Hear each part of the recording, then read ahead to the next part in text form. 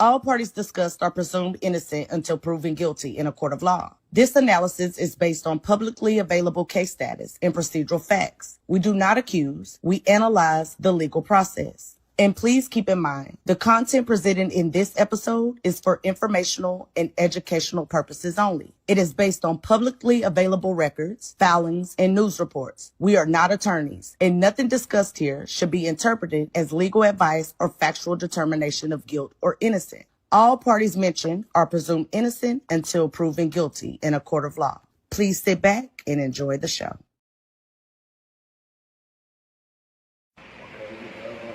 Practice on my YouTube. Yo, it's your boy MO3. Man, we're live. We're going down. I can't say that wet cat shit. Hold up. Yo, what it is, man? It's your boy MO3 live in a Dallas Metro play. And if you're tuned in, then that shit whack in the bill. Hell no, fuck.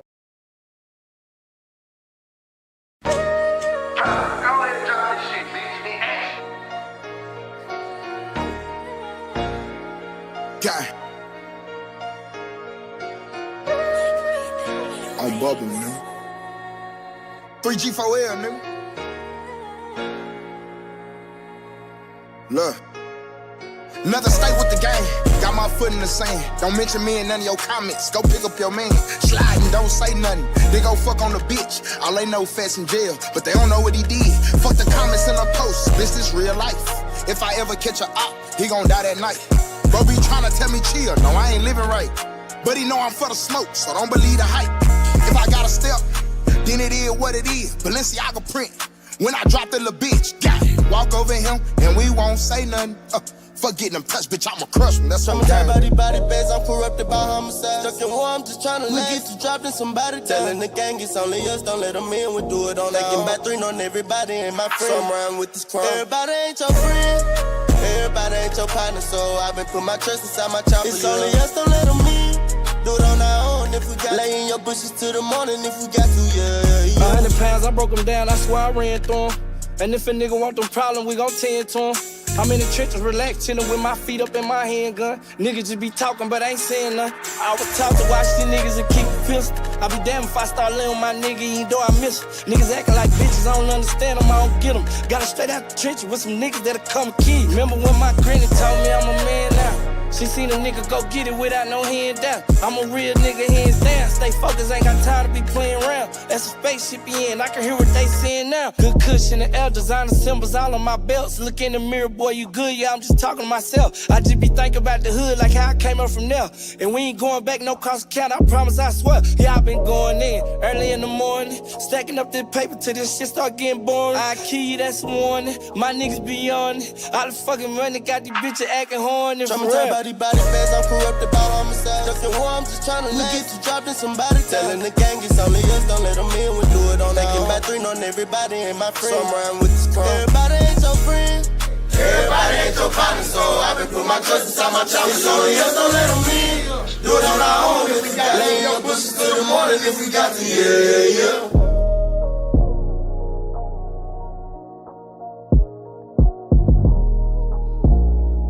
Let's go. Y'all know what it is.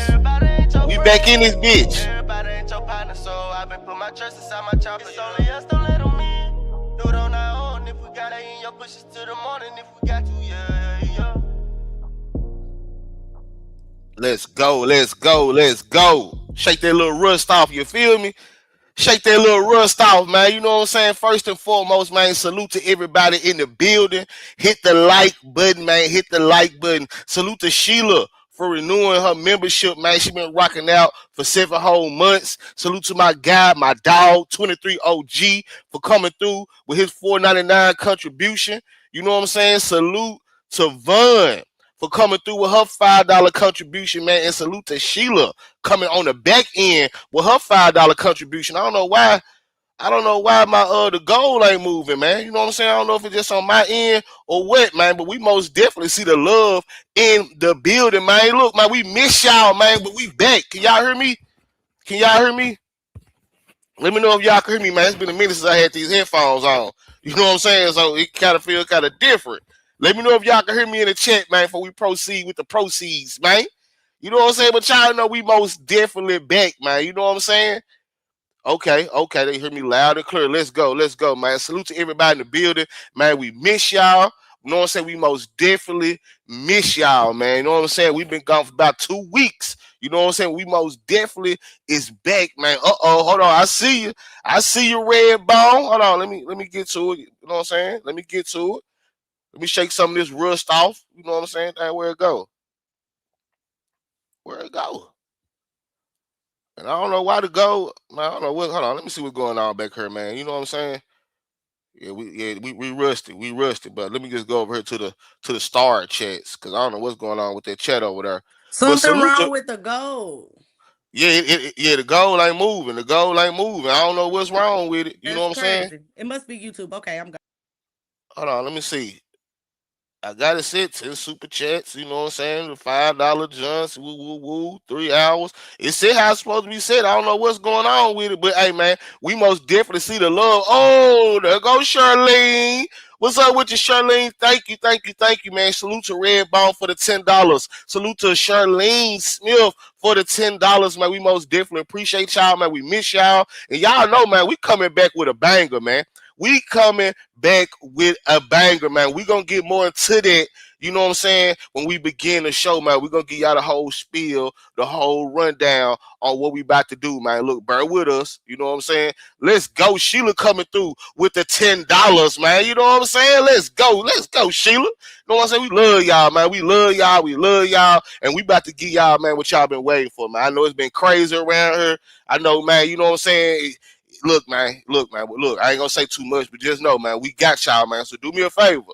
Hit the like button. You know what I'm saying? Hit the like button for us. You know what I'm saying? Share the live out. And y'all already know, man, look, put them gorillas in the chat, man. Put them gorillas in the chat. If you a member, put them MO3 emojis in the chat. Because Yella Beezy, you on my big screen. I see Yella Beezy on my big screen. Yella Beezy, you should have listened to 3, man, when he told you what he finna tell you, man. This is Yella Beezy versus GRC part 2. Hey, man, Yella Beezy, you should have listened to MO3 when he told you, man. Everybody ain't your friend. Everybody ain't your partner, man. Let's go. Turn up, man. Put them motherfucking gorillas in the chat. Put the MO3 emojis in the chat, man. Let's turn up in this bitch. Let me feel the love. Let's go, man. Everybody ain't your partner. Why the fuck these niggas wanna go against the grain? Yeah. Why the fuck these niggas wanna drag a nigga name? True story. I know some niggas who hurt me, they hurt me. A couple bitches who hurt me, they hurt me. The jury don't want me to make it. The DA, I know that he working. Oh, he working. Prosecutors wanna help me. What? I'm hoping they don't do me dirty. This 40, I got the bitch dirty. Shoot on go, he shoot perfect. I keep 100 on me. After what they done to bleed. The same ones who put them to sleep. We all used to be in a G. How could you do me so dirty? How could you wait till I leave? It's like you was hating on her. So now you gon' die up in 3. I got accused of some murders and bodies, so I did some time in the pen. Trust no motherfucking body again. Niggas ain't silent, nigga. Shit got fucked up. Nigga got fucked up. Now my baby mom on the stand raising her motherfucking head. Everybody ain't your friend. Everybody ain't your partner. Everybody ain't no real nigga. If I say I got you, I got you.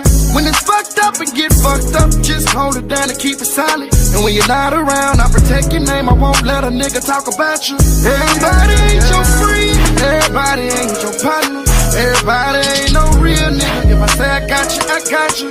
When it's fucked up and get fucked up, just hold it down and keep it silent. And when you're not around, I protect your name. I won't let a nigga talk about you. I would've killed for you niggas. Now I can't deal with you niggas. Talking to the Grim Reaper, finna get rid of you niggas. So sick of these niggas, claiming they hitters and killers. They not showing out for them bitches, flexing on Instagram pictures. You a dog, put it on my life, on my mama, we gon' be straight. My partner looked me in my face before I took that case. And what he do? Then a nigga turned stink, other homie turned snake. But I can't be real with these niggas. How could they do me that way? I was broke in a bitch, oh, I'm hustling, I'm on my grind, yeah. Work my way up to a £1/4, selling dime bags. I spent $250 for the shit. And Stone the Crook, I'm hitting leaks. My nigga hit me for some tips. Shouldn't have showed him where it is. Everybody ain't your friend. Everybody ain't your partner. Everybody ain't no real nigga. If I say I got you, I got you. When it's fucked up and get fucked up, just hold it down and keep it solid. And when you're not around, I protect your name. I won't let a nigga talk about you. Everybody ain't your friend. Everybody ain't your partner. Everybody ain't no real nigga. If I say I got you, I got you. When it's fucked up and get fucked up, just hold it down and keep it solid. And when you're not around, I protect your name. I won't let a nigga talk about you. Have you ever gave your last $20 to a nigga that you love? And that same nigga you call your partner talk about you, drag your name through the mud. Man, if that ain't the theme song, let's go. Man, if that ain't the theme song for the shit that's been going on in this case, but the shit that's been really especially being highlighted in this case this last couple weeks, man, it's been crazy in these YouTube streets. You know what I'm saying? We just been sitting back watching, you know what I'm saying? But luckily for y'all, man, luckily for y'all, you know what I'm saying? Luckily for y'all, man, the ones who faithfully rock out with Room 901, that actually been following the Legal Chess series. And this is why I tell y'all, it's so important to sometimes go back when you got time, go back and watch some older episodes, because you never know what's gonna come back into fruition. You know what I'm saying? Now we did the Yella Beezy versus GRC, right? Part 1. The cooperation play that could change everything. You know what I'm saying? Now you fast forward, we did that 2 months ago. Now fast forward, you hearing people on panel saying, yeah, man, it sounds like it's gonna be a 2 versus 1 and this, that, and the third. But true enough, we didn't know the context, we didn't know what the streets were saying, because we followed the paperwork and we followed the trial. You know what I'm saying? But even in the paperwork, even when you looking at what we looking at and break it down, what we breaking down, you know what I'm saying? We were still able to show y'all how it's most definitely about to be a 201. So we did that 2 months ago in the Yella Beezy versus GRC part 1. Go check that episode out, man. Yeah, look, I can't express to y'all how important it is for y'all to sometimes go back and watch some of the older episodes of Legal Chess. You know what I'm saying? Because we really be ahead of the game. When I say we, I'm talking about me, CB, and y'all. We be ahead of the game, man, because the state is on this shit. The state is on it. The feds is on it. You know what I'm saying? Salute to Beezy, man, for that $9.99 contribution to the channel, man. Again, I don't know what's going on with the gold. Man. You know what I'm saying? I guess I don't know what YouTube got going on. But, man, look, we here, and we most definitely appreciate the love, man. You know what I'm saying? Jock, can you vouch? I've been on both. Hey, Fate, already. We gonna get there, Fate. We gonna get there. You know what I'm saying? We gonna get there, man. We most definitely got some things to show y'all today. You know what I'm saying? So look, man, hit the like button. Hit the like button, man. You know what I'm saying? We back on it, man. You know what I'm saying? We is back on it. You know what I'm saying? We sorry we left y'all for about 2 weeks. You know what I'm saying? Had some things going on, family things, summertimes, graduation, kids getting out of school, this, that, and the third. Man, y'all know what it is, man. But we back on a consistent type vibe, back with the most credible. You know what I'm saying? I ain't gonna do too much bragging, but the most credible information that y'all probably gonna find in the MO3 sector. No play running. You know what I'm saying? No rainwater production. Nah, man, it's straight raw, straight unfiltered information, man. So we back on it. You know what I'm saying? Hit the like button. Turn up in this bitch, man. Turn up in this bitch, man. Man, help us get this rust off of us, man. Turn up in this bitch. Hit the like button. Share the live. Let's go, MO3. Salute to Sheila, man, for that $5, man. Let's go. I mean, Charlene, my bad. Salute to Charlene for that $5. I see you, baby. Cut off for real. Heartbeats on the track. When I'm out in public, y'all can be thugging. It's a whole lot of money on me, yeah. Play with him, we slumber. We gon' take him under. Running through the jungle, why would I be scared? Count it up, run it up, yeah. All this money, I be talking to the dead. Bitches wanna fuck, kick them out the bed. I just want the head, then go get the bread. Pull up on your hoe with the pole, like give me that throat. I'm with this shit, yeah, yeah. I'm on go, big old sticks in this bitch, yeah, yeah. Told her make sure this dick stay hard, yeah, yeah. Send my ops to the graveyard, yeah, yeah. Pull up on your hoe with the pole. like give me that throw. I'm with this shit, yeah. I'm on go, big old sticks in this bitch, yeah. Told her make sure this dick stay hard, yeah. Send my ops to the graveyard, yeah. Niggas be hating when I be flex in this bitch, yeah. Ain't doing no fighting, I'ma use this weapon in this bitch, yeah. Let's go, Beezy. Say my name, then it's Let's up, go. yeah, stuck, yeah. On my game, you get slumped, put them up, yeah. I see no noodles. Done right with the hooves. I don't wanna speak, let them talk to my shoulder. Man, the Mac 10 on her end, got a cooler. I might give your hoe a day job. Yeah, I'ma use it. Catch a flight before I take off. She gon' give me that booty, yeah. Make it jump like a rabbit. Give me that money, it's a habit, yeah. Beat it up, then stab it. Baby, I ain't tryna get married, yeah. I be counting up cabbage. Racks on me, automatic, yeah. If a nigga want static, young nigga turn up my savage, yeah. Pull up on your hoe with the pole, like give me that throw. I'm with this shit, yeah. I'm on go, big old sticks in this bitch, yeah. Told her make sure this dick stay hard, yeah. Send my ops to the graveyard, yeah. Pull up on your hoe with the pole, like give me that throw. I'm with this shit, yeah. I'm on go, big old sticks in this bitch, yeah. Told her make sure this dick stay hard, yeah. Send my ops to the graveyard, yeah. I run to the money, go get the cash, yeah. Triple my bag, yeah. I'm on they ass, yeah. They know I be thuggin' when I'm in the club, yeah. Big booty bitch, yeah. She super thick, yeah. I cannot lie, when I be turned, I do my dance, yeah. But I keep that pie tucked in my pants, I get them bands, yeah. Bands on me getting low. Yeah, I wanna fuck on you. Better be clean when the boy come through. VIP strap turned up, getting loose. Yeah. Pull up on your hoe with the pole, like give me that throw. I'm with this shit. Yeah. I'm on go, big old sticks in this bitch. Yeah. Told her make sure this dick stay hard. Yeah. Send my ops to the graveyard. Yeah.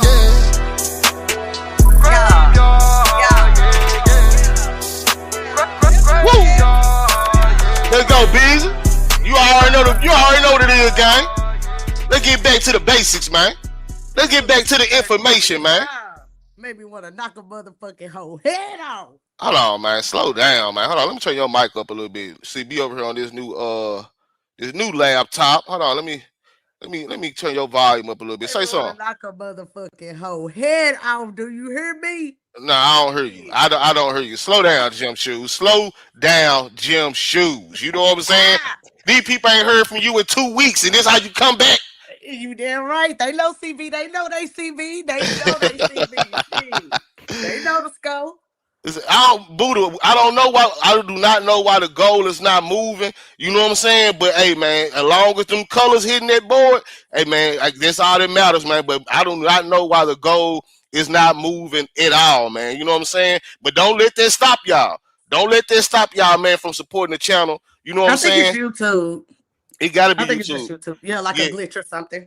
Yeah, it gotta be something going on, man. It gotta be something going on, man. You know what I'm saying? But dang, man, we back, man. That 2 weeks felt long. You know what I'm saying? What, baby? That 2 weeks. It did. Yeah, that 2 weeks felt longer than that, man. You know what I'm saying? We've been over here, you know what I'm saying, doing a little real life shit, you know what I'm saying, family business, you know, all that good stuff, which I'm pretty sure all of y'all have been having to deal with. Salute to all the parents who got kids that graduated from whatever level, whether it's elementary, middle school, high school, college, whatever the case may be, man. Salute to y'all, man, and congratulations, especially the high school. Especially the parents of the high school graduates. I know y'all happy. Y'all probably finna get a kid. Especially to my Papa Lapas who graduated pre-K. Salute the big chose, man. Salute the big chose off top. You know what I'm saying? But salute to them high school, them parents that got them kids graduating high school. I know y'all ready because some of them about to go to college and y'all about to be like, yes. There's one less, you know what I'm saying? There's one less child. You know what I'm saying? That's accomplishment under y'all belt, man. So look. I know the kids gonna have their fun. They gonna get they diplomas, walk across the stage. They gonna get their congratulations. But us personally, at Room 901, we want to tell y'all congratulations, man, because it's not an easy thing to do.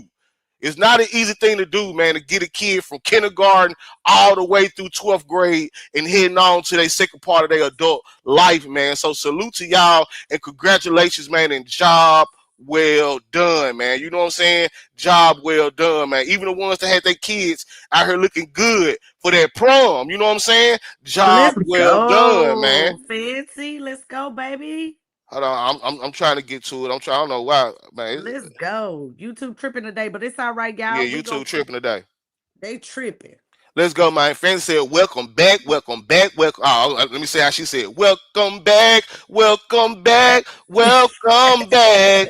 That was my shit right there. They said, let's go, CB. Say it with your chest. Salute to your fancy, man. We thank you for that $10 contribution, man. Again, we don't know why the goal ain't moving. You know what I'm saying? But as long as the love moving, that's all that matters, man. You know what I'm saying? Salute to y'all, man. You know what I'm saying? Y'all make sure y'all step on that like button for me. Share the live out. You know what I'm saying? We got a dope show for y'all, man. We got a dope show for y'all, man. So let me get to these shout outs, then we gonna get to the show, man. You know what I'm saying? Yeah, get to them motherfucking shout outs. If I come over there and knock your ass out. Who is you? No, man. Who is you talking to, man? All right, don't let me. All right, you know my nickname, man. Don't you know my nickname, man? You know what I'm saying? Act like you know. Act like you know, man. You know what I'm saying? Hold on, let me. Act like you know and not like you're slow. On God, man. You know what I'm saying? But we got a dope show for y'all, man. Like I said, man.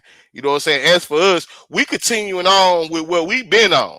You know what I'm saying? We continuing on what we've been on, man. Y'all know over here, man, we don't follow the narratives. You know what I'm saying? If y'all want to hear how we feel about certain narratives, y'all may get that on other lives, and you know what I'm saying? Y'all may see me on other panels and all that. Yeah, see, BB out the mix, man. You know what I'm saying? Yeah, y'all won't see me on no panels. Yeah, unless it's Mahales. You know what I'm saying? You a pop up. My heels. You a pop up. So, but you know me, I be putting work in, man. I be putting work in for the brand. I be putting work in for Justice for Mo3. Because sometimes, man, you gotta go certain places, man, to make sure that the truth is being said properly, man. You know what I'm saying? Because if not, people be spinning their own narratives, woo, woo, woo. So, you know what I'm saying? It ain't my job. It ain't my job to do it. You know what I'm saying? But hey, I signed up for this, and one thing I'm gonna do is I'm gonna make sure, man, they put respect on this case, man. We ain't finna be lying. We ain't finna be doing no ego trips when it comes to Mo3. Ain't none of us ever gonna be bigger than Mo3.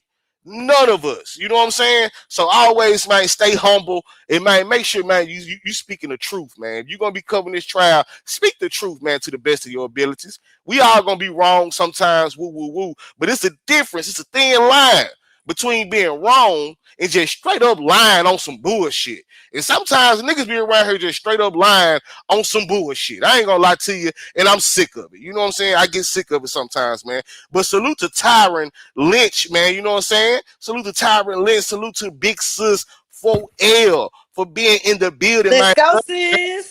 You know what I'm saying? Love you, girl. We got my boy Freaky C in the building, man. You know what I'm saying? Freaky C. We got my boy out of Jersey, man. We got my boy Amir in the building, man. You know what I'm saying? We got my boy North Side Trey in the building, man. You know what I'm saying? Hold on real quick. And salute to my boy Mr. Abney, man. I see you down there, renewed that membership. Been rocking out for 3 whole months, man. Salute to you, gang. You know what I'm saying? We most definitely appreciate you, man. I can't highlight it right now.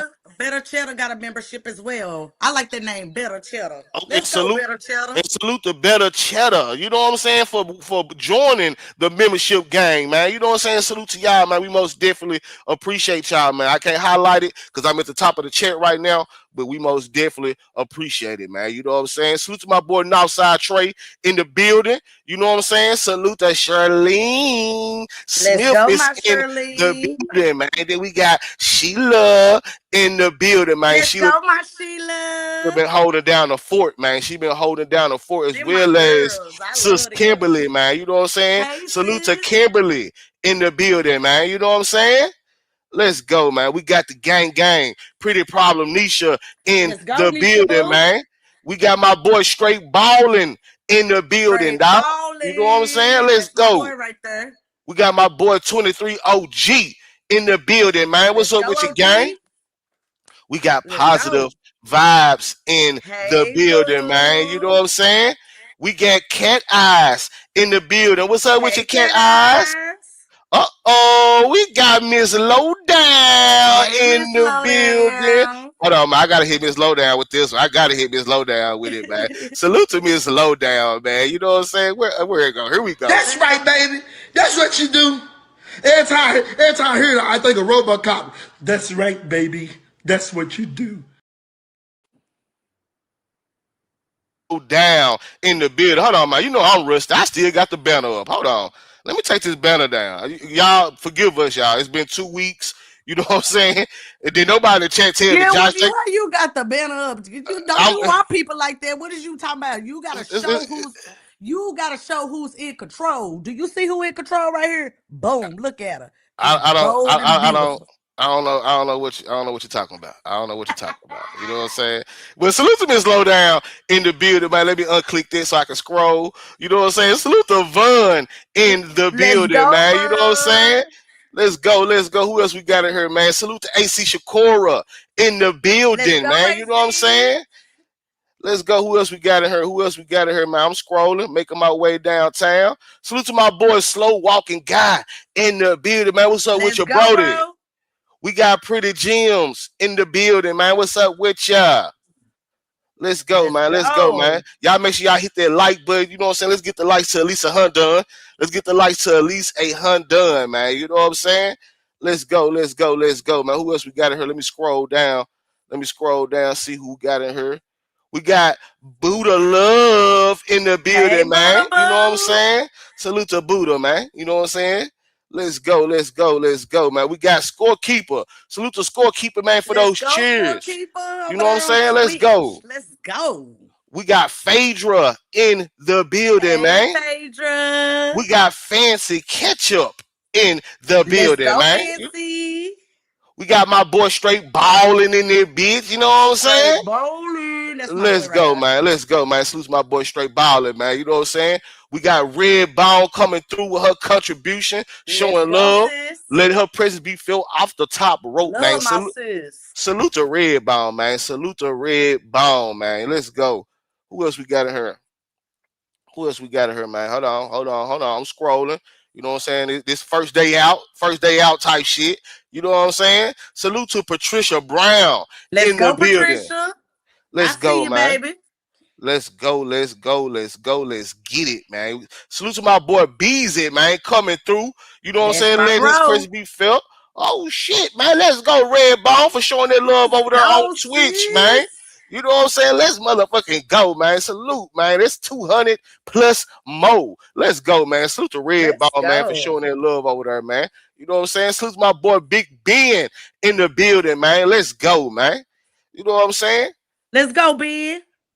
Hold on, man. Who else we got in here? You know what I'm saying? Who else we got in here? I see you. What's up with your hoods queen in the building? Hey, You boo. know what I'm saying? We got I hoods miss queen. my people. Yeah, man. It feel I good, man, miss to be. them. Yeah, it feel good to be back amongst y'all, man. You know what I'm saying? They be trying to slow us down, trying to muddy up the brand. You know what I'm saying? A lot of haters going on. You know what I'm saying? A lot of hating shit going on around here, man. But it's only because, you know what I'm saying, they can't the lies don't work when we around.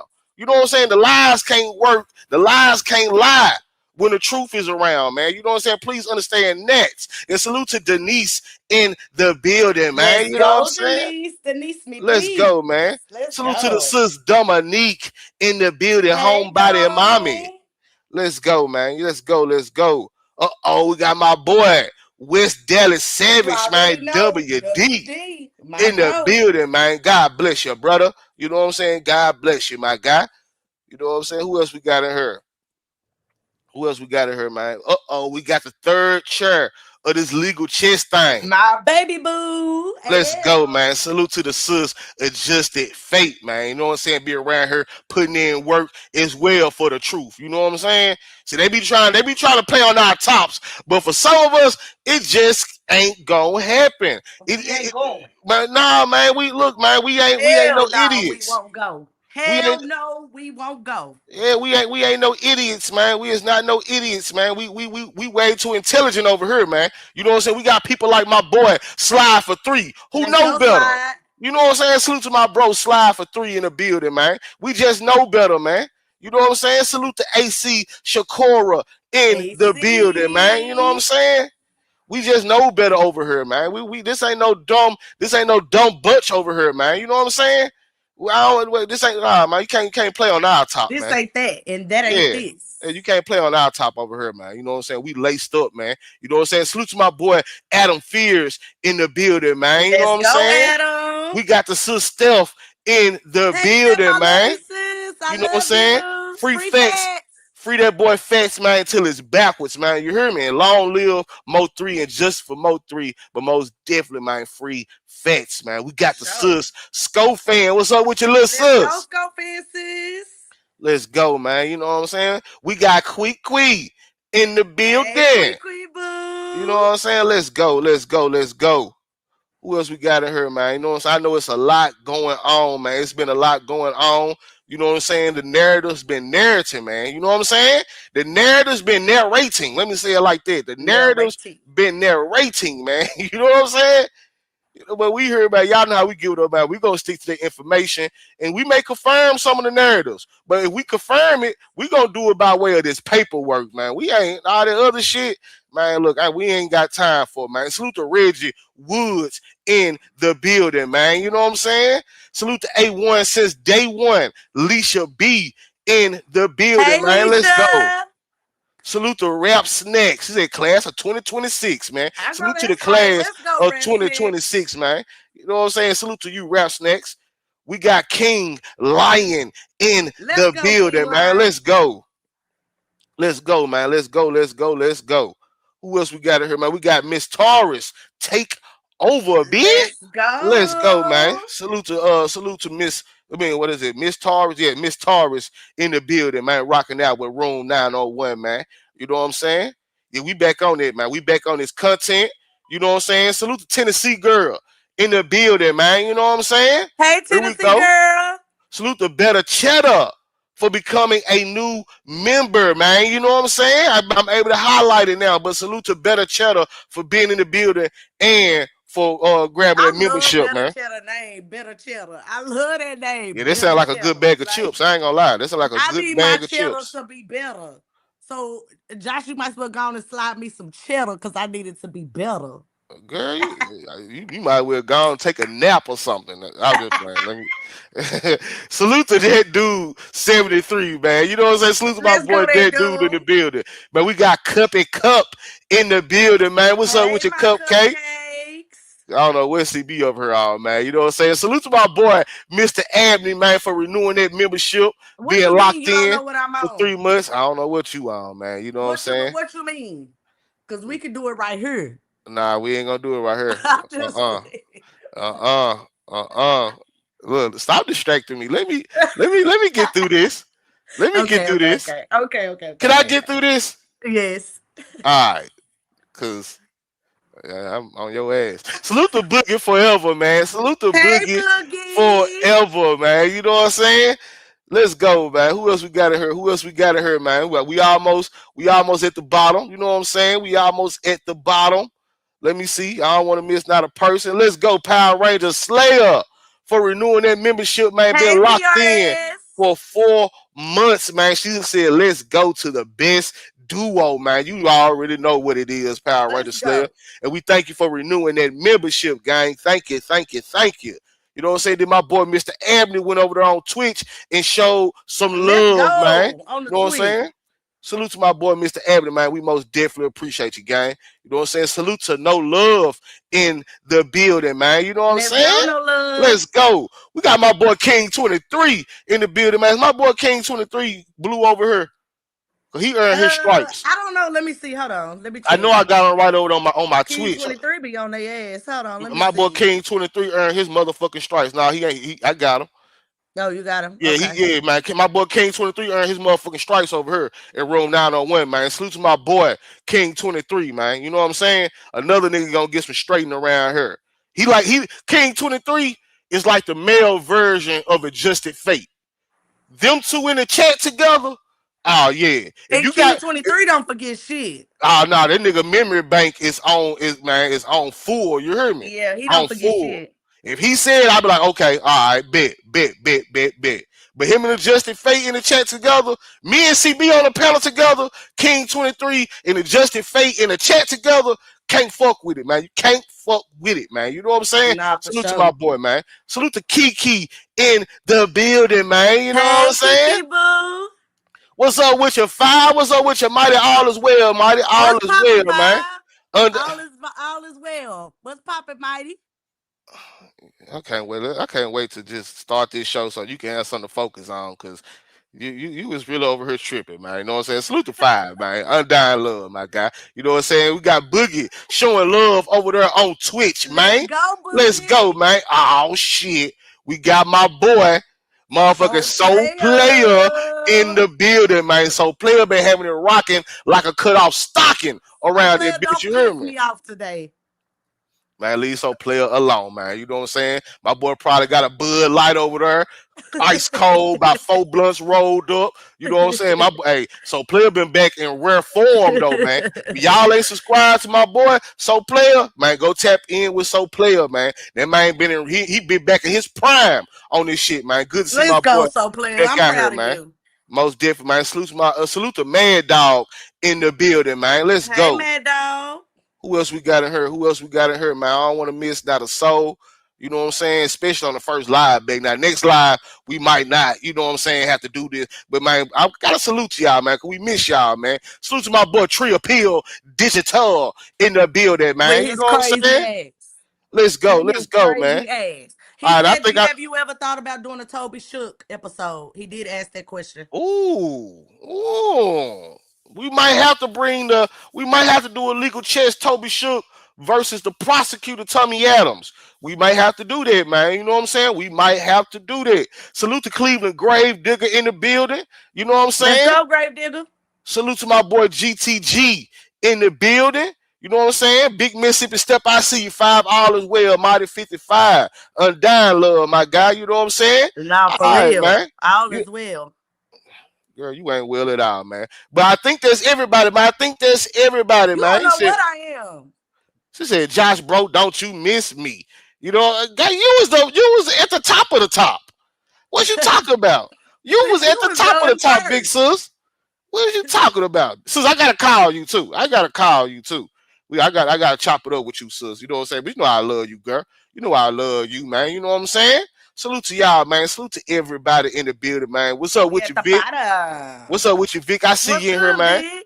All right, so look, y'all already know, man. We've been gone. You know what I'm saying? We a little rusty. You know what I'm saying? We a little rusty. I kind of feel the rust a little bit, man. But look, we got a dope show prepared for y'all today. We got a board set up. You know what I'm saying? Because look, I know that the sector been overtaken by, you know what I'm saying, the stuff that's been going on surrounding Jose Bodega, the interviews, the recordings, and I'm here for it. You know what I'm saying? But we can't forget the objective over here at Room 901 is most definitely justice for Mo3. And like we always tell y'all, man, if you don't want to get lost in the sauce, trust and believe. If you don't want to get lost in the sauce, follow the trial and not the narratives. Facts. Follow the trial.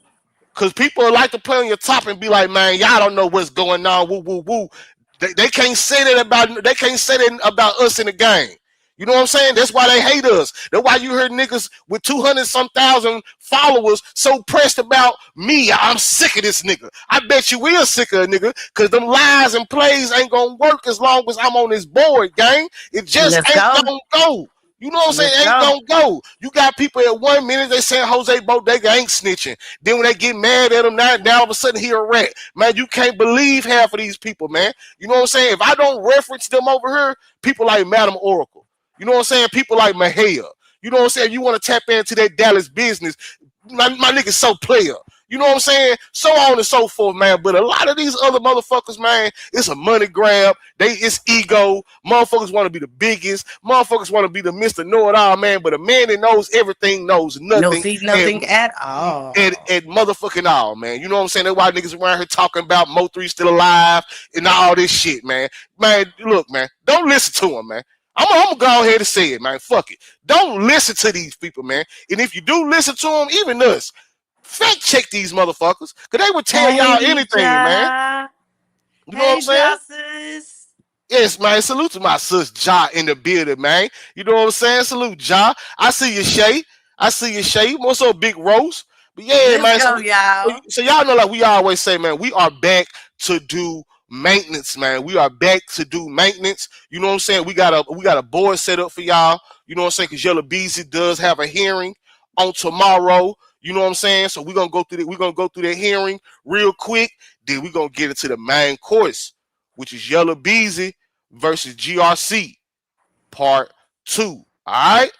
We're going to go through this board setup. Then we're going to get into Yella Beezy versus GRC part 2. So y'all already know, like we tell y'all, grab y'all pad, grab y'all pen, because CB and Josh about to go the fuck in, man. Let's go. Yeah. This ain't checkers. It's legal checks. Yeah. Every move calculated. Every play got consequences.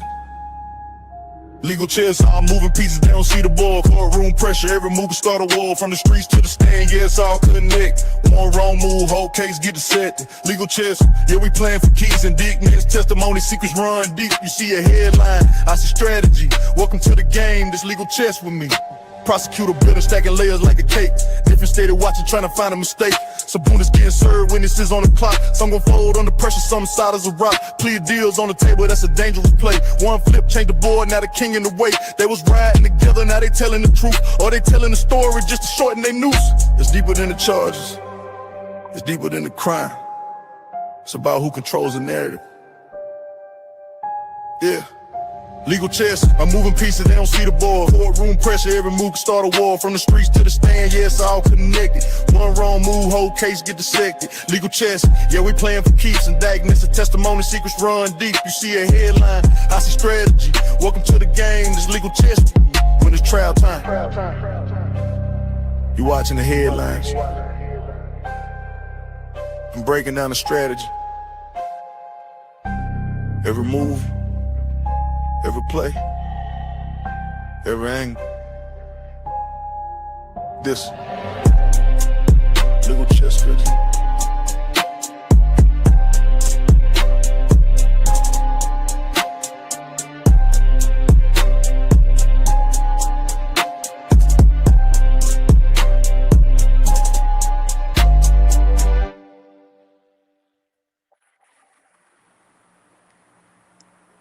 Well, Before we get started, let's motherfucking go to my motherfucking sis that came through with the 99.99 let's motherfucking super chat go. that says long live Mo3, justice for Mo3. You know this shit is for life over here at room 901. Let's go, sis. And you Man, let's extremely go, man. You appreciate know what I'm saying? Salute the job, man, for coming through with the 99.99. You already know you about to get this. Let's go. That's right, baby.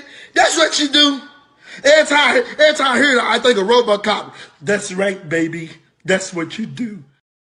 Let's go, sis. Let's go. That's why they be mad, man. That's why they be mad, man. Cause like we always tell y'all, man, quality over quantity, man. They be trying to shut us out. They be trying to go live on top of us. They be y'all hear him on the panel, man. I'm sick of this nigga. Anytime a nigga say he's sick of you, you know that you doing something to bother this nigga. You know what I'm saying? But this is why. This is why, man, they can't stop the rain. They can't stop the love. And they most damn show can't stop the truth. So one more time, man, for the sis job for that 99.99. That's right, baby. That's what you do. Every time I hear that, I think of RoboCop. That's right, baby. That's what you do. Let's go, sis. Let's go, man. Salute the go. job. Salute the job, man. I hate have to take this down, man. I wish I could leave it up there to put it in their face, but we gotta take it down, man. So CB can see the screen, man. You know, stop seeing. You know that weirdo. That little weirdo nigga over there. You know what I'm saying? So pressed. You know what I'm saying? I'm gonna take the gloves off with that nigga one day. You know what I'm saying? But I just be trying to be cool, be professional. You know what I'm saying? I don't be around here messing with nobody. You know what I'm saying? But the nigga seem to have, with everything he got going on, 200,000 subscribers, all that, nigga is supremely pressed over little old me. You know what I'm saying? Over little old me, man. You know what I'm saying? But we gonna show y'all why. Because niggas get paperwork And they a lot of y'all talking about Key One got a new lawyer and all of this. You know what I'm saying? So I'm about to show y'all. We about to demonstrate to y'all why niggas be mad, why niggas be pressed, why niggas hate our existence on this board. Cause we gonna do what they can't do and give y'all the motherfucking truth. All right, let's get into it, baby. It's your world. I'm done popping shit. That's for another day, another live. All right. All right, family. I miss y'all. All right. Bear with me because y'all know I'm probably a little rusty, but I miss y'all. And welcome to MO3 Legal Chess, episode number 41. Yella Beezy versus GRC 2. Cooperation, appeals, and the hidden federal strategy. All right. So, as y'all can see, this screenshot on the screen says 5/29/2026. It says other. We have the judicial officer who is the judge, Judge Chica Anaheim. Hearing time 9:00 a.m. In the comments says subpoena records. This specifically comes from the docket of Marquise Conway, aka Yella Beezy. So tomorrow, Yella Beezy is supposed to have a hearing. And as we can see, the comment says subpoena records. Let's get into it. Can you take that down for me, please? I can remove it. Thank you so much. All right. Most likely scenario, records fight. Subpoena records usually means one of the several things. Prosecutors are trying to obtain records. Defense is fighting disclosure. Third parties are resisting subpoenas. The court is deciding what evidence is admissible or protected. The hearing may involve phone records, financial records, social media records, medical records, jail calls, location/GPS data, business records, witness-related documents. This becomes major because the prosecution's timeline in conspiracy theory often depend on connecting communication, movement, motive, and coordination. So, like y'all know, we always love to get into the possibilities, y'all. All right. We are speaking about at this moment Yella Beezy's hearing that he has tomorrow with the comment that says subpoena records. Let's get it. Possibility number one. The state is expanding the conspiracy map. This is one of the biggest possibilities. If prosecutors are subpoenaing more records this late into the process, it can mean they found new connections, a cooperating witness gave new information, or federal/state investigators uncovered another layer. This ties into what we discussed earlier regarding Jerry Johnson, Trap Boy Freddy references, and the overlap between state and federal investigative activity. Now pause. Okay, let me go back. Go ahead. Go back to the last. You ain't got to. So I'm on the slide. This is one of the possibilities, right, is prosecutors are subpoenaing more records this late into the process, which they are, right? That means that either one, they found a new connection, a cooperating witness gave new information, or federal/state investigators uncovered another layer. So let's piece this together, right? Let's take a little 20-second speculation break. Jerry Johnson just gets subpoenaed. Just get sentenced, right, on the 27th. Mm-hmm. Now they got this hearing for the subpoenas. Put them two and two together. When they say a cooperating witness could have gave new information. Mm-hmm. We gonna keep cooking though. Let's go. The prosecution may be attempting to corroborate statements, lock down timelines, or connect individuals through digital evidence. The legal chess move? The state may be trying to strengthen circumstantial links before trial so they are less dependent on witness credibility alone. Let's go. Let me grab that. Possibility number two. The defense is trying to block evidence.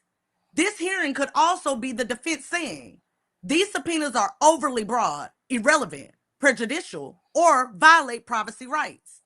Defense attorneys frequently challenge subpoenas involving unrelated medical records, financial activity, personal communications, or social media data. Right, which is also a very strong possibility that it could be happening. Correct. If that's happening here, the defense strategy could be A, narrow the prosecution narrative, prevent prosecutors from painting a wider conspiracy picture. B, keep out emotionally damaging evidence. Even if technically relevant, some records can influence jurors emotionally. C, force prosecutors to show their hand. Sometimes challenging subpoenas forces the state to explain why records matter, which witnesses are involved, and what theory they're pursuing. That can expose prosecutorial strategy early. Let's go. So it's legal chess in full form, y'all. These hearings just don't be no random, you know what I'm saying, random, no reason at all hearings. No, this is very important to see. The trial gonna have a lot in it too, but these pre-trial hearings be very important too, as far as the strategy that the defense and the state be able to present at the actual trial. That's why it'd be important that we cover these with y'all as well. Possibility 3, a third party is fighting compliance. This is very common and underrated. Sometimes cell phone carriers, hospitals, banks, social media companies, or private individuals fight subpoenas. Why? Because subpoenas may involve privacy laws, incomplete requests, overly broad demands, or privileged information. Sorry. If medical records are involved again, that becomes extremely sensitive territory legally. That ties directly into the earlier question about why records connected to Trap Boy Freddy might matter despite him not being indicted. The state may not necessarily be targeting him criminally, they may instead be validating injuries, timelines, shootings, witness credibility, or relationships between players in the alleged conspiracy network. Let's go. And it referenced the Trap Boy Freddy records, but trust and believe, we gonna be back. When we come back next week after this hearing, we gonna tie all of that in. Facts. Possibility number 4, cooperation fallout. One thing people overlook, subpoena hearings sometimes happen because a witness stopped cooperating, changed stories, or refused voluntary disclosure. When that happens, prosecutors move aggressively with subpoenas to preserve evidence, lock in statements, or prevent records from disappearing. Legal chess angle, if investigators fear a witness is becoming unreliable, records become more important than testimony. Let's go. We got a question from Fate. She said, "Did the state or defense request Trap Boy Freddy's medical records?" The Uh, state. yeah, I It was believe the it was the state. state. Let's go. The state requested it. So that shifts the case from he said to the digital trail shows. Let's go. So, for instance, with that, what they're saying is if there are certain people that they have subpoenaed, certain witnesses, things of that nature, right? And they're becoming unreliable, the state is trying to lock in the digital trail. So basically, okay, in case y'all want to act up, we don't need y'all. We have this actual digital evidence that can speak for you. Right, and there's one thing that I was arguing with debating. I don't say arguing, but debating with a couple of content creators about when they brought up Jose Bodega might not trust and believe. Man, these people don't get deals based off. You know what I'm saying? Their words. They testify, and with their testimony is vetted first of all to be true. Then it has to be corroborated with evidence. So even Facts. if, which I don't believe at all, y'all, don't get shook up. I don't believe at all that anybody that's supposed to be testifying or cooperating is no longer testifying or cooperating. But let's just say, if hypothetically speaking, that is, it's nothing to worry about, because the information that came by way, the evidence that came by way of their testimony and their cooperation is already sealed and ready to use. So Let's go. Possibility 5, the state is cleaning up weaknesses before trial. This is extremely plausible. High-profile conspiracy-style prosecutions often look strong publicly, but internally have weak areas, shaky witnesses, timeline gaps, credibility problems, or missing direct evidence.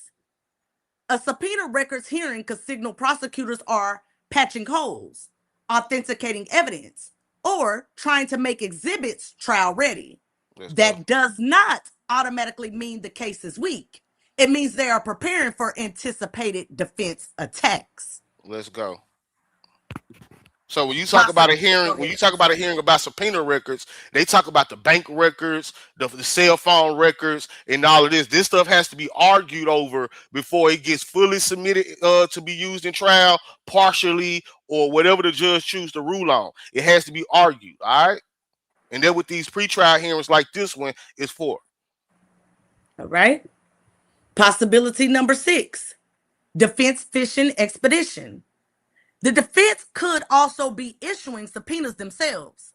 People forget, subpoenas are not just a prosecution tool.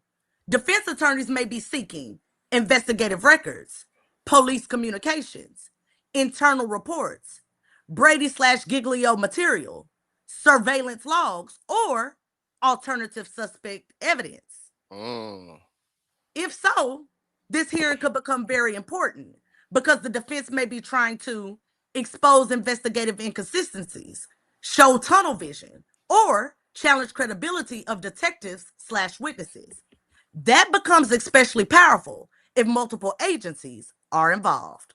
Heavy on the, go back a slide so I can say that right. Go back one slide. Okay, hold on one second. And I ain't gonna do too much ad-libbing on the board setup because we want to get to the, but just heavy on the defense attorneys may be seeking the last period down, the last bullet point, alternative suspect evidence. Because you trying to create reasonable doubt, then you're gonna have to have an alternative suspect. What happens Friday? Here's the possible outcomes, which is tomorrow, May 29th. Number 1, the judge approves subpoenas. Most common outcome, the court allows records to be produced, possibly under seal. That helps whichever side requested them. Number 2, the judge narrows scope. This is very common. Example, only certain dates, only specific communications, partial disclosure. This is a compromise ruling. Number 3, the judge delays production. This could happen if privilege issues arise, attorneys need more briefing, or records are incomplete. This can slow the momentum. Number 4, sealed proceedings. Possible and sensitive matters, especially if cooperating witnesses, ongoing investigations, or protected information are involved. Number 5, discovery bombshell. This is less common, but possible. We can hear what you're doing in the background. Okay, my bad. It's distracting me. Number 5, discovery bombshell. Less common, but it's possible. Sometimes hearings unexpectedly reveal a new witness, a new investigative angle, or hidden relationships. Those moments often become major turning points later. So, the bigger legal chess. What makes this hearing fascinating is timing. A subpoena records hearing this deep into proceedings can suggest evidence refinement, witness management, conspiracy expansion, or strategic positioning before major motions/trial activity. And in cases with overlapping street politics, federal interests, and high-profile names, records often become the backbone of the prosecution. Because witnesses can recant, phones usually don't. Bank transfers usually don't. GPS metadata usually doesn't. That's why these boring procedural hearings are sometimes where the real legal chess happens quietly behind the scenes. That's facts. They are important, very important. So that is the end of the board setup, y'all. Yella Beezy does have a hearing tomorrow. As we seen, it says subpoena records. We will find out more what happened. Hopefully tomorrow. If we don't find out tomorrow, we'll find out more down the line. But we kind of wanted to start that board setup before we actually got into the meat and potatoes of the actual show. Yeah, you know what I'm saying? I'm gonna put this up there one more time to let them know that this is what we talking, that we just broke down. You know what I'm saying? Again, Yella Beezy does have a hearing tomorrow. You know what I'm saying? A hearing tomorrow, a subpoena records hearing, which is very important. Very important when we come to talking about what's going to be able to be presented in trial, all that. So, and usually after these hearings, they have like a docket sheet or something in the docket. So basically, we gonna do a follow up on this, and we're gonna tie this into something great, even bigger. You know what I'm saying? But that'll be kind of like Tuesday next week sometime. You know what I'm saying? But we most definitely gonna follow up with this and tie this into something very much bigger. You know what I'm saying? Y'all already know Yes, indeed. we be pre-cooking. We be pre-cooking. All right. All right. So in doing our research, and as we get into the meat and potatoes of this show, there's a document that came out on Pacer in the feds for Mr. Jose Bodega himself, right? Let's go. His actual charges in the feds were dismissed. There's the order. It says the court has considered the government's motion to dismiss the indictment presented on May 26, 2026, and finds that it is meritorious. Accordingly, it is hereby ordered that the indictment is dismissed as to Theodore Thomas, aka Jose Bodega. It was signed the 27th day of May 2026 by Judge David C. Godby, United States District Judge, Northern District of Texas. Straight out of Pacer, y'all. Straight out of His Pacer. indictment in the feds, where he had the case with other GRC members, is officially dismissed. And there's some things, and it's a couple things in this document that we're gonna break down. But pay attention. Pay attention for the ones that go get their own paperwork and read it for themselves. Read these things carefully. All right, they get mad. They get mad at our method. Oh, y'all use this, y'all use that. Yeah, because as a human, we read things. You know what I'm saying? So sometimes we gotta break things down. You know what I'm saying? But one thing in here that stood out to my naked eye is, hold on, the federal prosecutors dismissed this. Because it's not always common. It's not always common that federal prosecutors dismiss an indictment. Usually the defense argue, they either they win due to lack of evidence, whatever the case may be, but the federal prosecutors dismiss this. All right, so let's break this down. Let's get into it. Now we are officially entering the Yellow Beezy versus GRC part 2. All right, let's break it down, baby. Let's get it. Y'all hit that like button for me, man. Hit the like button. So, what this document literally says, the key language is the court has considered the government's motion to dismiss the indictment and finds that it is meritorious. Then ordered that the indictment can be dismissed as to Theodore Thomas, aka Jose Bodega. That means federal prosecutors filed a motion asking the court to drop the case against Theodore Thomas. Judge David Godby agreed. The indictment against him is now dismissed. The critical detail is this: the dismissal came because the government requested it, not because the defense won a contested ruling. That distinction matters heavily. Please pay attention. Please pay attention.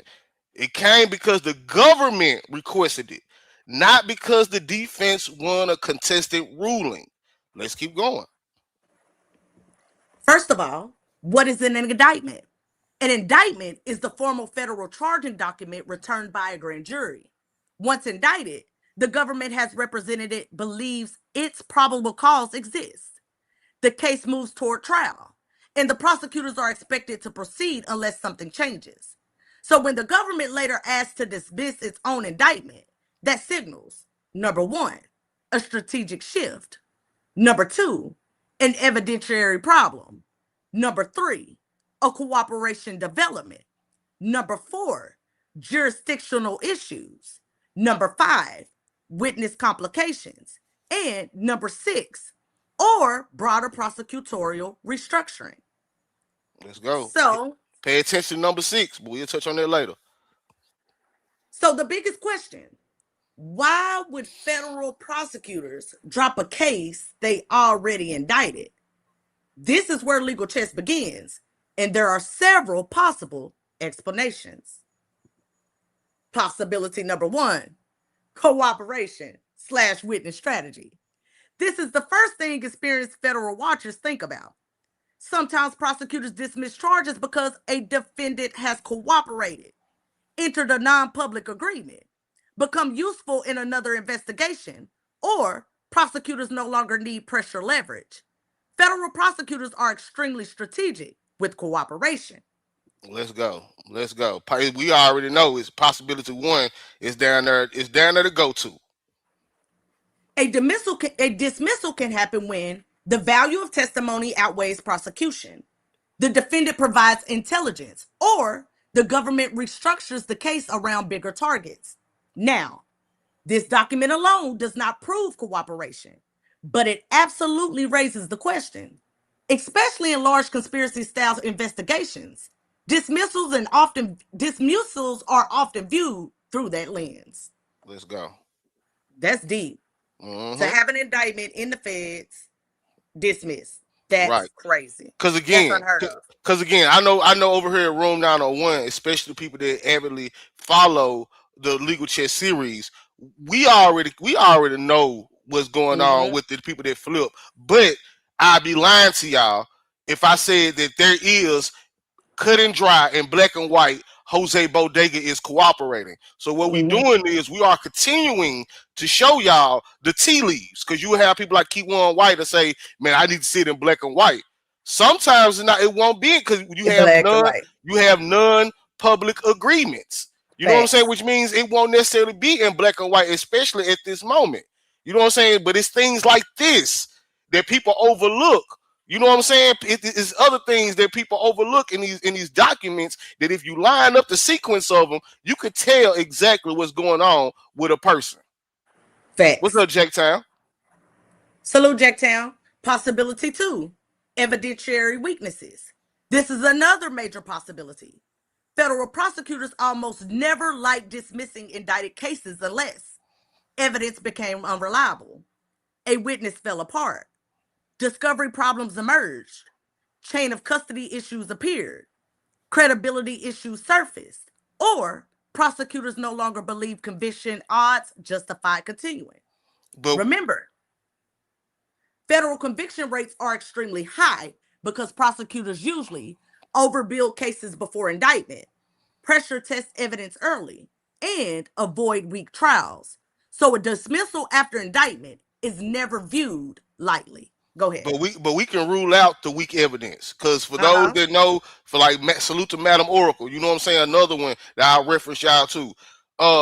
When she break down that GR, the stuff they have against them boys, ain't no way in hell. You got wiretaps, surveillance. They've been watching these boys for since 2019 or before. They got confidential informants. We know for a fact this dismissal had nothing to do with weak evidence at all.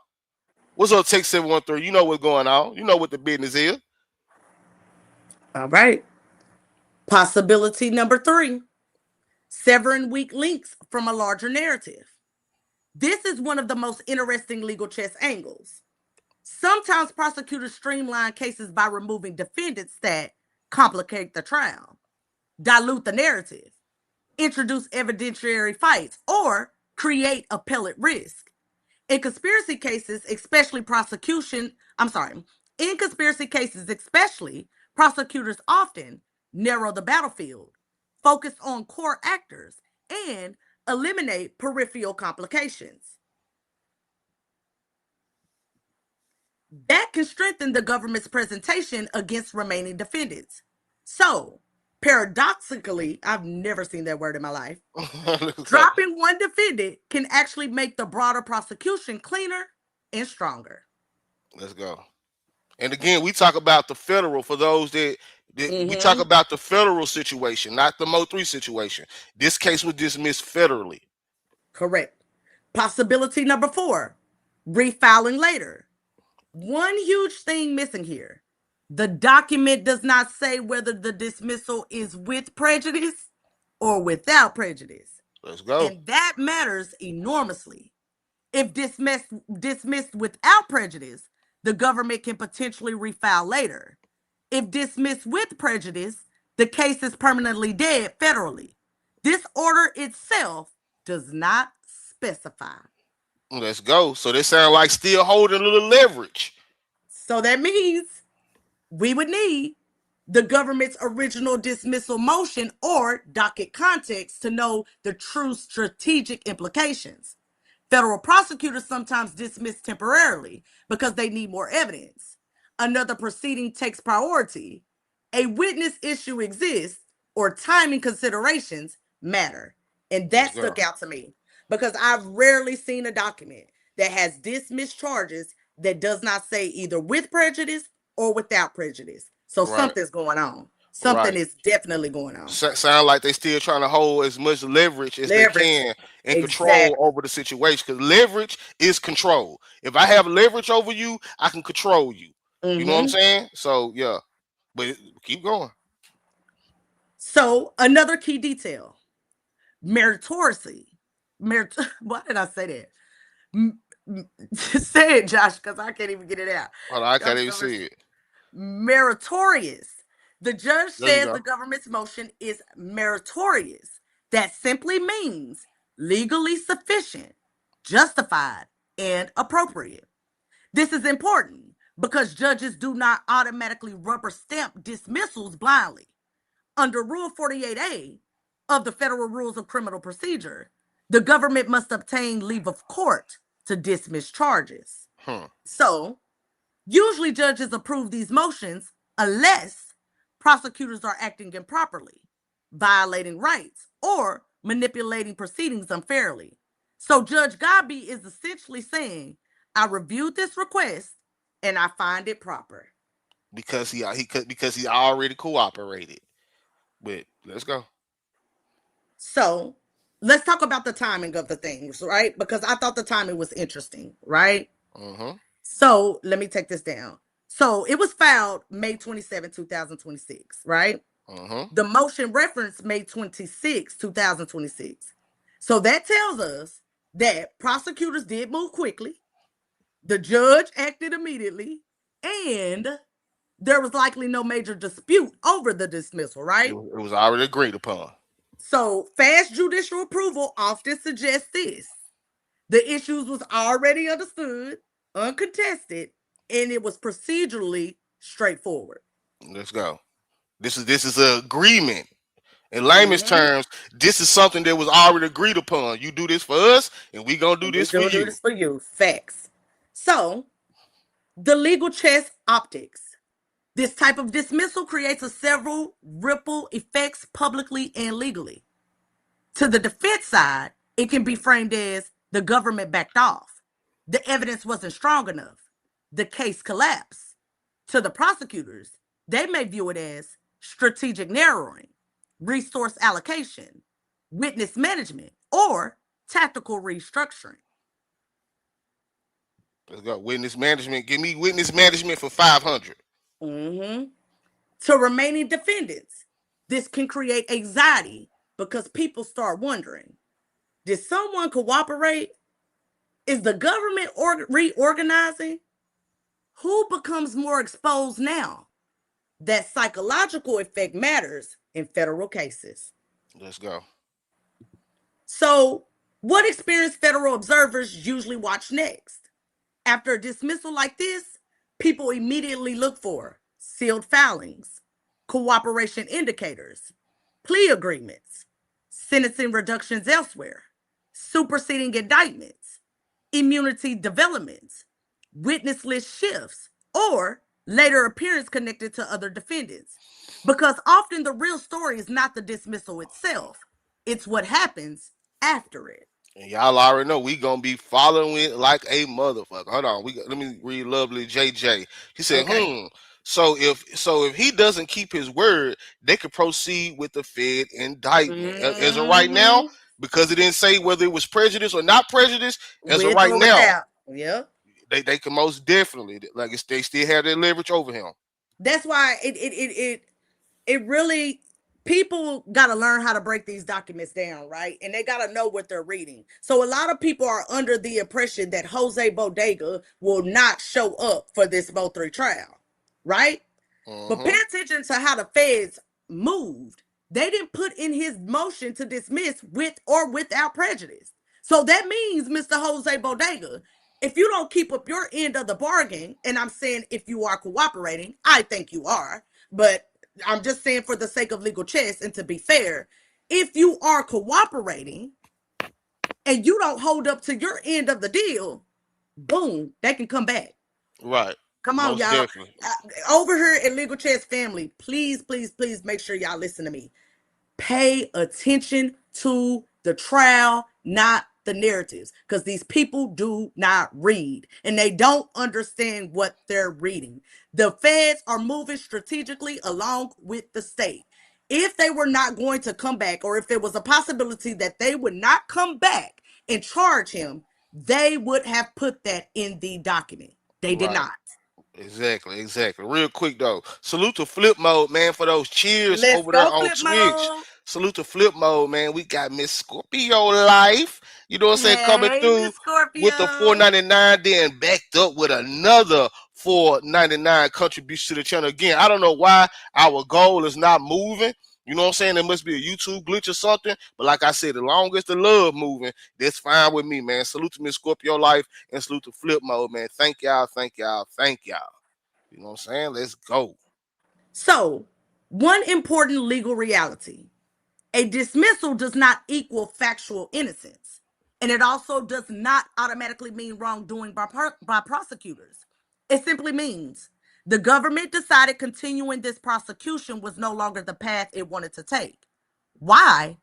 That's where the deeper legal chess analysis begins. Let's go. So, the most important strategic read. The strongest takeaway from this filing is this: federal prosecutors rarely abandon indicted defendants casually. So when they do, something significant usually changed behind the scenes. Evidence, strategy, leverage, cooperation, witness dynamics, or prosecutorial priorities. That's the true weight of this document. Let's go. It's very few paragraphs, but it's heavy though. It's heavy Mhm. though. For a nigga to get a federal indictment dismissed, come on, man. Come on, man. Facts. So we did some more deeper research. You know what I'm saying? Now we're getting into the next portion of the show. As you all know, Jose Bodega has been subpoenaed. It has been executed. So all that he ain't gonna show up or it's written plain and simple for y'all. You know what I'm saying? We just seen the federal document. It doesn't say with or without prejudice. We see here in the state where Mr. Theodore Thomas, aka Jose Bodega, was subpoenaed. His subpoena was executed early on in the state. Early. They need him. Right. And let me add this to it. Let me add this to it because you know into the actual trial day, we gotta say this in the form of possibilities, right? Facts. So let me add this. Let me add this into the fold. If capital I, capital if Jose Bodega does not testify, it is not because of Jose Bodega's control. If, heavy on the if, Jose Bodega does not testify, it's going to be because the state decided not to use him, which I don't see, but it is a possibility. But if Jose Bodega does not testify, it's not because Jose Bodega then ran from the state. He didn't change his mind. No, he's locked in to testify by way of the subpoena. He's locked in to testify by way of his plea agreement. So he's locked in. The only way he would not testify is the state say, you know what, we no longer need your testimony. We got everything we need, which I don't see happening, but that's a possibility. But other than that, him being in control, or even when Jossie, right, when Jossie subpoena is not executed yet. But let's say, for instance, her subpoena is executed. I'm What gonna you run to the restroom really quick. Just okay? gonna. You cannot say, you know what I'm saying. You cannot say I'm not going to testify. This out of your control. You will get locked up for contempt of court. You know what I'm saying, or in Bodega's situation, you know what I'm saying. You will revoke your plea agreement, and them folks will reopen that indictment on your ass, and you're gonna get hit with the max. You said how many years was he facing in the feds? Up to 20. Up to 20 in his plea agreement. They said they couldn't give him no more than 20 years. You know what I'm saying? So he was facing 20 years for that federal charge. Let me read a couple more of these. Dismiss. Dismissed means they can't be recharged. Yes, if it was dismissed without prejudice, they didn't put in there if it was with prejudice or without prejudice, which means at this moment, unless some more paperwork come behind, because you always have paperwork that follow certain documents. So if some more paperwork come out that let us know if it was with or without prejudice, then we'll be able to know if they'll be able to refile later. But as of right now, it doesn't say with prejudice or without prejudice, so therefore it's still on the table. And it could be a leverage thing. You know what I'm saying? It could be a leverage thing. Fancy said, and he's going to do the whole 20 if he skips out, most definitely. And then on top of that, the work is he again. It's important to understand, y'all. You know, and I don't be trying to talk to y'all like y'all don't know or y'all slow, because I know we be on it over here. You know what I'm saying? But it's important to know that they do not give out deals because a nigga said something. Saying something, ratting, snitching, cooperating, that's very important. But before these people give you a deal, they're going to vet what you said. Then they're going to make sure that what you said can be corroborated with evidence. I'm back. Please understand it. So even if the nigga do skip, they already got it. They already got it. And salute to Gundini, because Gundini said something very important. And baby, I forgot to tell you about this. But Gundini said something very important, right? Y'all remember Key1 before we move on with this subpoena, right?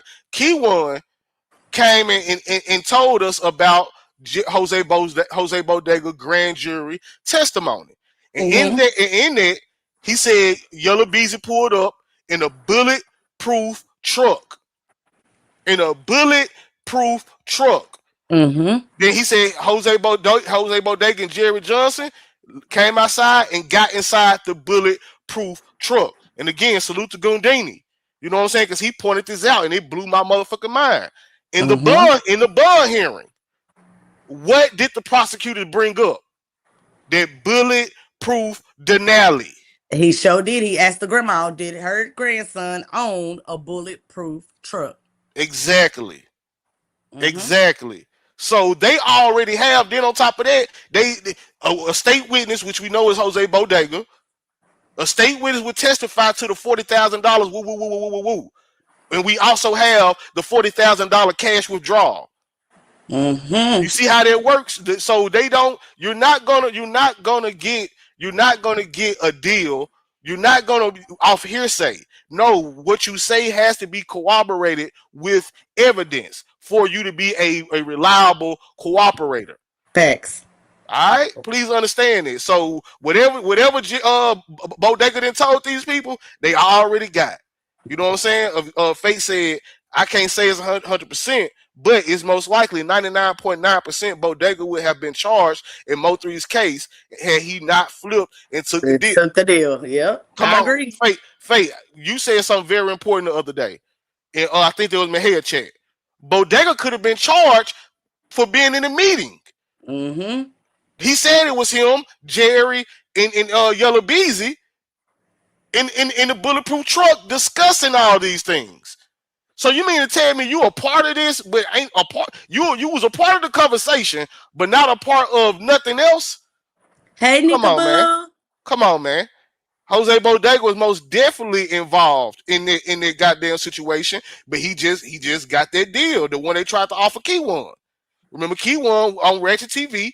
Key1 said that the feds came to him and said, look, we need information on two people. If you give us this information, we'll let you out right now. Key1 refused. Shit, like they went to Jose Bodega, and that nigga been out ever since he took that plea deal. You know what I'm saying? Salute to Nika, man. Salute to the Empress in the building. But let's get to this subpoena and let's tie this into the dismissal.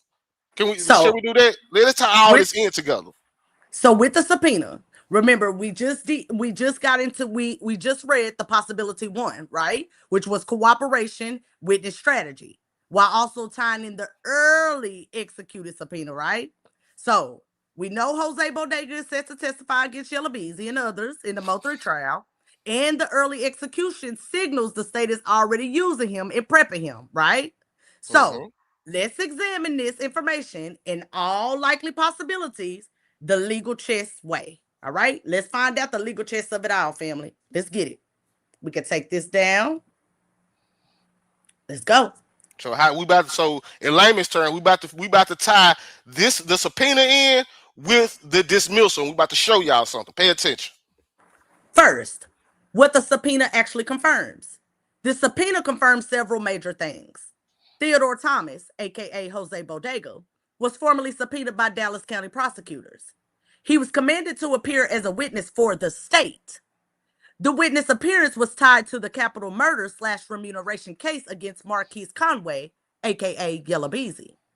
The subpoena was issued August 29th, 2025.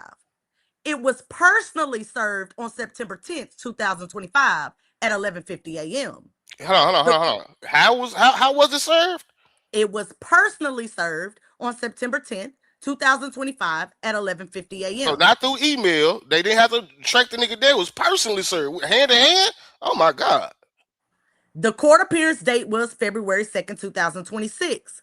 That timeline is very important because prosecutors didn't wait until the eve of the trial. They locked him in early.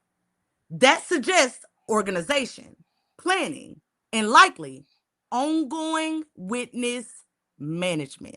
So let me just put this in perspective for people. Y'all, please hit the like button, man. There's over 300 people in the building, 150 likes. Let's get the likes up, man. Please, let's get the likes up, family. So let me put this in perspective, y'all, as far as these executed subpoenas go. Let's take somebody like Randall Graham, right? Because I ain't want to do the typical Jossie Rainwater them, right? Let's take Randall Graham, the guy that was shot on the highway, the doctor that was shot on the highway. He is subpoenaed to testify, right? I can't remember if his subpoena is executed at this point or not. But if a damn show was executed in September, and this is a key witness, Randall Graham is a key witness, right? So just put that into perspective. Jose Bodega subpoena was executed before Randall Graham, before Rainwaters, before Jossie's, before Trap Boy Freddy's. You know why? Because they already prepping him. They already using him. They already got him. They executed that subpoena personally. What's up, Mahel? They executed that subpoena personally early in the game. But let's keep cooking. That ain't it. Let's keep cooking. So why early service matters? Most casual observers miss this. The subpoena itself is not shocking. The timing is. If prosecutors serve a witness months ahead of trial, it often signals they view the witness as critical. They want to secure availability early. They anticipate potential witness management complications, or they are already actively working with that witness. That doesn't automatically mean secret cooperator. But it absolutely suggests this is not some random peripheral witness. This looks more like a strategically important witness.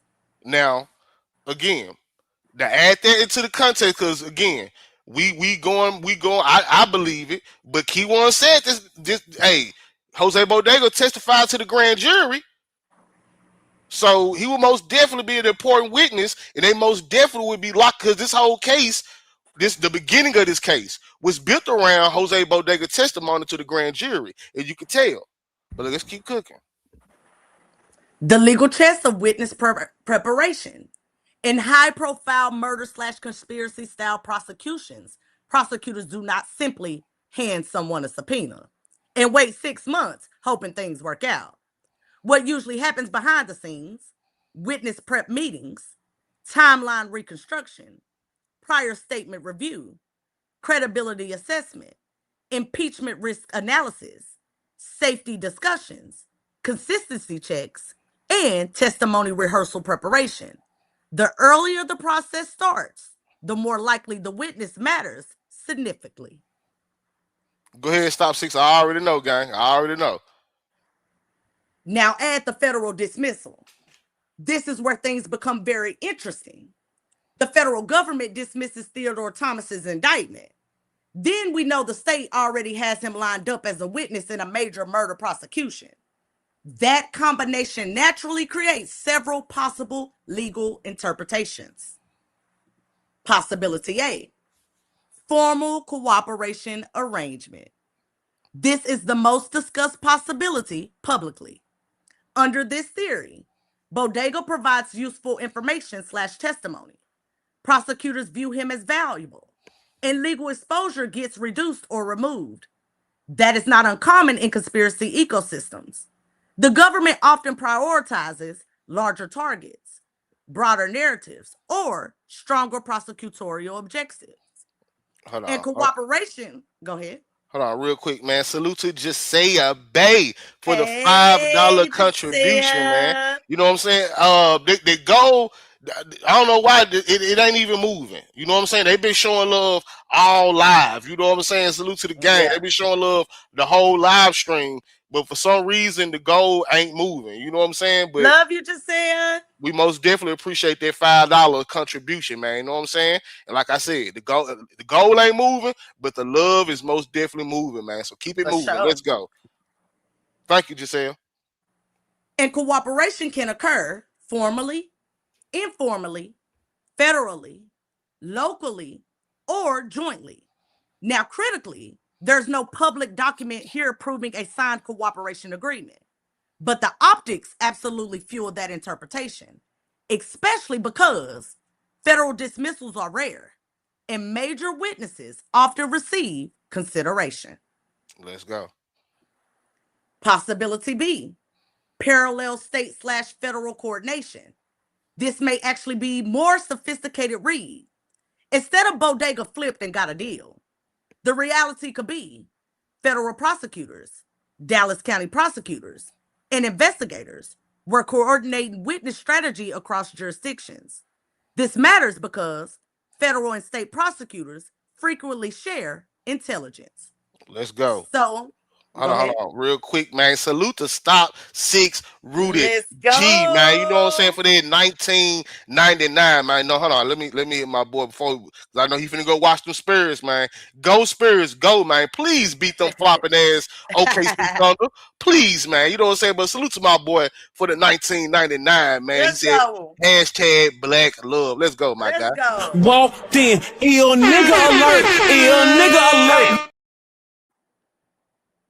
Salute to my boy Stop 6 Rooted G once again, man. And go Thank you. Spurs, go, man. Beat OKC, man. Get them the fuck up out of here, man. Let's go, man. Appreciate you, gang. So even absent a formal snitch deal, prosecutors may decide keeping the witness available and cooperative serves broader prosecutorial interests. That can influence charging decisions dramatically. Let's go. Possibility C, prosecutors needed him clean for trial. This is an underrated angle. Imagine prosecutors putting a witness on the stand while he remains federally indicted. He's facing massive exposure or actively litigating federal charges. Defense attorneys would attack that relentlessly. Why? Because they could argue the witness is desperate, he's biased, motivated to save himself, and saying whatever prosecutors want. So dismissing the federal indictment could strategically stabilize the witness, reduce Fifth Amendment complications, and make testimony easier to present. This is very important legal chess. See, in this very, very, very important. Remember my theory, y'all. Remember my theory that I told y'all. Jerry is going to cooperate behind the scenes. Jose Bodega is going to be the one to actually hit the stand. Now, I could be wrong. Again, it's just a theory. This is not me based it off no paperwork, nothing like that. It's just my theory based off the strategy. If I was a prosecutor, I would go with. And but even if Jose Bodega take that stand, they need him clean, which means they don't need nothing federal. They don't need no charges looming over him. So that possibility is very, very, very strong. Because now his federal shit dismissed. You know what I'm saying? Federal shit is dismissed. So now they have a clean witness. Fifth Amendment complication. Here's a huge piece many people miss. If Bodega remained under active federal indictment, he could potentially invoke the Fifth Amendment on questions that might incriminate him further. That becomes a nightmare for prosecutors. A witness who refuses questions, partially answers, or invokes constitutional protections can weaken a case in front of a jury. Removing federal exposure can reduce the issue substantially. Let's go. So, one legal chess interpretation is prosecutors wanted him available, usable, and unrestricted as a witness. Stop 6, bro. It's wild, bro. It's wild, man. Crazy work. Possibility D. The state already relied on him earlier than publicly known. The early subpoena service hints at something deeper. Prosecutors may have already interviewed him extensively, obtained prior statements, mapped testimony themes, or integrated his information into the broader theory of the case, meaning the subpoena may simply formalize a relationship already underway. In large homicide prosecutions, witnesses are often cultivated long before the public sees filings. Let's go. So, while the timing raises eyebrows, let's look closely at the sequence. August 2025, the subpoena was issued. September 2025, personally served. February 2026, scheduled testimony appearance. May 2026, the federal indictment was dismissed. That timeline creates a natural public inference. Was he already cooperating before the federal dismissal? That is exactly the kind of timeline defense analysts and internet investigators examine closely. And guess what we do? We are internet investigators, and I'm telling you, you know what I'm saying? That is exactly what the hell going on, man. You know what I'm saying? Hold on. Faith said, I hear you, Josh, but in a high-profile murder for hire case, another witness cooperating in the meeting with Yella is huge. Yeah, most definitely. Most definitely. I see that angle, too. I see that angle, too. When I talk about Jerry not taking a stand, it's only because his vulnerability. But again, I could be wrong, and I hope I'm wrong. I hope I'm wrong. But either way, we know that he's cooperating. Jerry Bodega might get off, and the rest of them go to jail. Hey, that's what it's looking like for sure. Because Jerry shit is still inactive. But we going to get to Jerry in a minute. We're going to get to Jerry Johnson in a minute. So what the defense would likely do. If Bodega testifies, defense attorneys would almost certainly explore whether promises were made, whether charges were reduced, whether prosecutors offered benefits, whether dismissal discussions existed, whether he expected favorable treatment, whether meetings occurred with prosecutors, and whether testimony evolved over time. That is classic impeachment strategy. The defense goal would be to frame the witness as motivated by self-interest. So, why prosecutors may still use him anyway? Because prosecutors may believe corroborating evidence exists. Digital evidence backs him up. Phone data supports his timelines. Surveillance aligns, or other witnesses confirm pieces. In conspiracy/murder prosecutions, prosecutors rarely want a single point of failure witness. Instead, they build overlapping testimony, overlapping records, and overlapping timelines. So even if Bodega is attacked on credibility, prosecutors may believe his testimony fits into a broader evidentiary structure. Let's go. So, salute the most Redbird. important, salute Redbird. I love you too, baby. So, the most important legal chess question, not did Bodega cooperate? The deeper question is, how central is Bodega to the prosecution's overall narrative architecture? Because the earlier prosecutors secure, protect, prepare, and structurally accommodate a witness, the more likely the witness matters strategically. Right. And if it's true that Jose Bodega went before the grand jury, then that means that before any other witness flipped, he is one of the people, because you still got Devin Brown in the fold. You know what I'm saying? It's a possibility that he may have said some things too early on. But we know for a fact that we know that if Jose Bodega went before the grand jury, then they built a central part of this case around that grand jury testimony. So I'm going to reread this. The most important legal chess question, not did Bodega cooperate? The deeper question is, how central is Bodega to the prosecutor's overall narrative architecture? because the earlier prosecutors secure, protect, prepare, and structurally accommodate a witness, the more likely that witness matters strategically. And when you pair early subpoena execution, active witness preparation signals, and a later federal dismissal, it creates the appearance of a witness whose value may have increased substantially behind the scenes. That is the real legal chess angle people are analyzing here. Let's go.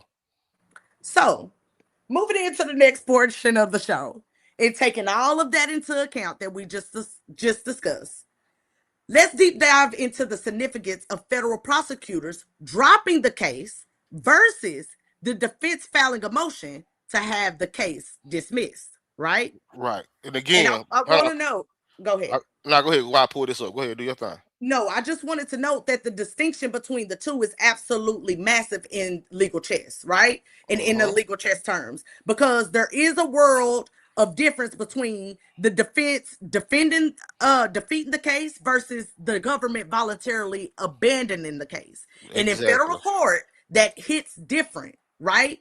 And it's strategic. It's very strategic. It was done strategically. Go ahead. Right. And real quick, and before we get into the deep dive of this, that's the one thing that I wanted people to really pay attention to when it comes to this dismissal, right? That the federal government, the federal prosecutors dismiss this indictment. All right. Correct. Again, please keep that in your brain. When y'all go elsewhere and people be trying to tell y'all this, that, and the third, no, come over here, get laced up so people can't play on your top. The federal prosecutors dismiss this. And now we're about to break down the significance of this so y'all can know exactly what's going on and what they can signal. Let's go. Y'all please hit the like button, family. Please hit the like button. Two completely different legal realities. Scenario one, the defense wins dismissal. This would mean defense attorneys attack the indictment, they challenge the evidence, expose constitutional problems, or convince the judge the case legally could not proceed. Here are some examples: unlawful search/seizure, Brady violations, defective indictment, insufficient evidence, speedy trial violations, prosecutorial misconduct, or jurisdictional failure. In that situation, the defense is actively taking power away from the prosecutors. That is a courtroom defeat for the government. Scenario two, government moves to dismiss. This is what happened here. And strategically, that means something very different. The government itself decided we no longer want to continue prosecuting this defendant. That means prosecutors retain control of the exit. That matters enormously.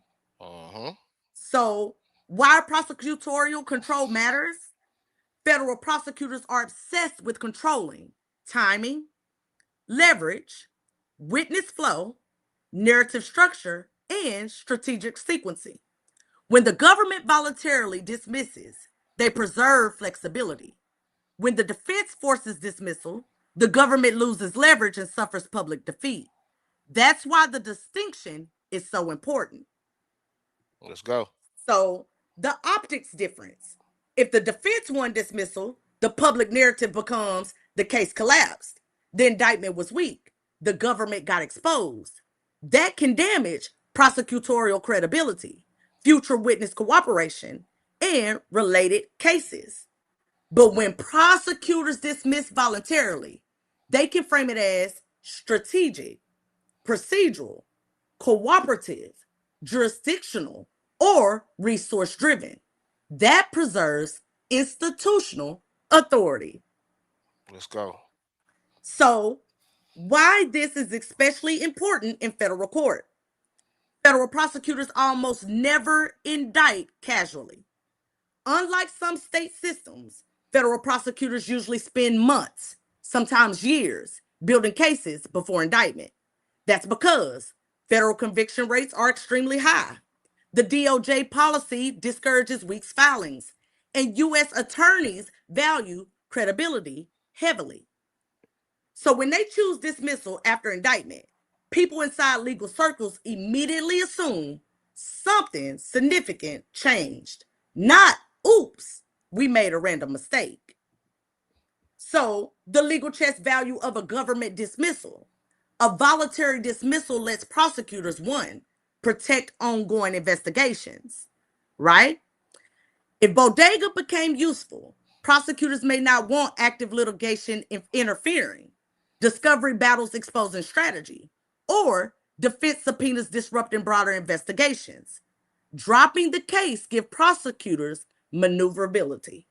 Let's go. They can maneuver. Let's They go. can maneuver. Number two, pressure witness utility. This is huge, family. A defendant actively fighting federal charges is unpredictable, legally constrained, and potentially invoking the Fifth Amendment constantly. But once charges disappear, the witness becomes easier to use operationally. That is major in legal chess. So even at dismissal, it's still having control over the person. Mm-hmm. Yep. That So, dismissal go is ahead. not. That dismissal is not. I'm free. Yeah, you free of the charges, but you are still under federal control. Correct. So, why the Fifth Amendment angle is critical? This is one of the strongest strategic explanations.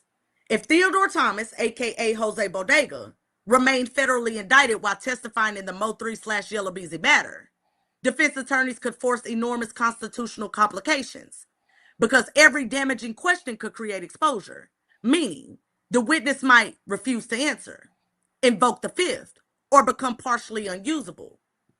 That weakens the prosecution dramatically. Removing the indictment changes that battlefield. Exactly. Which leads me to my theory.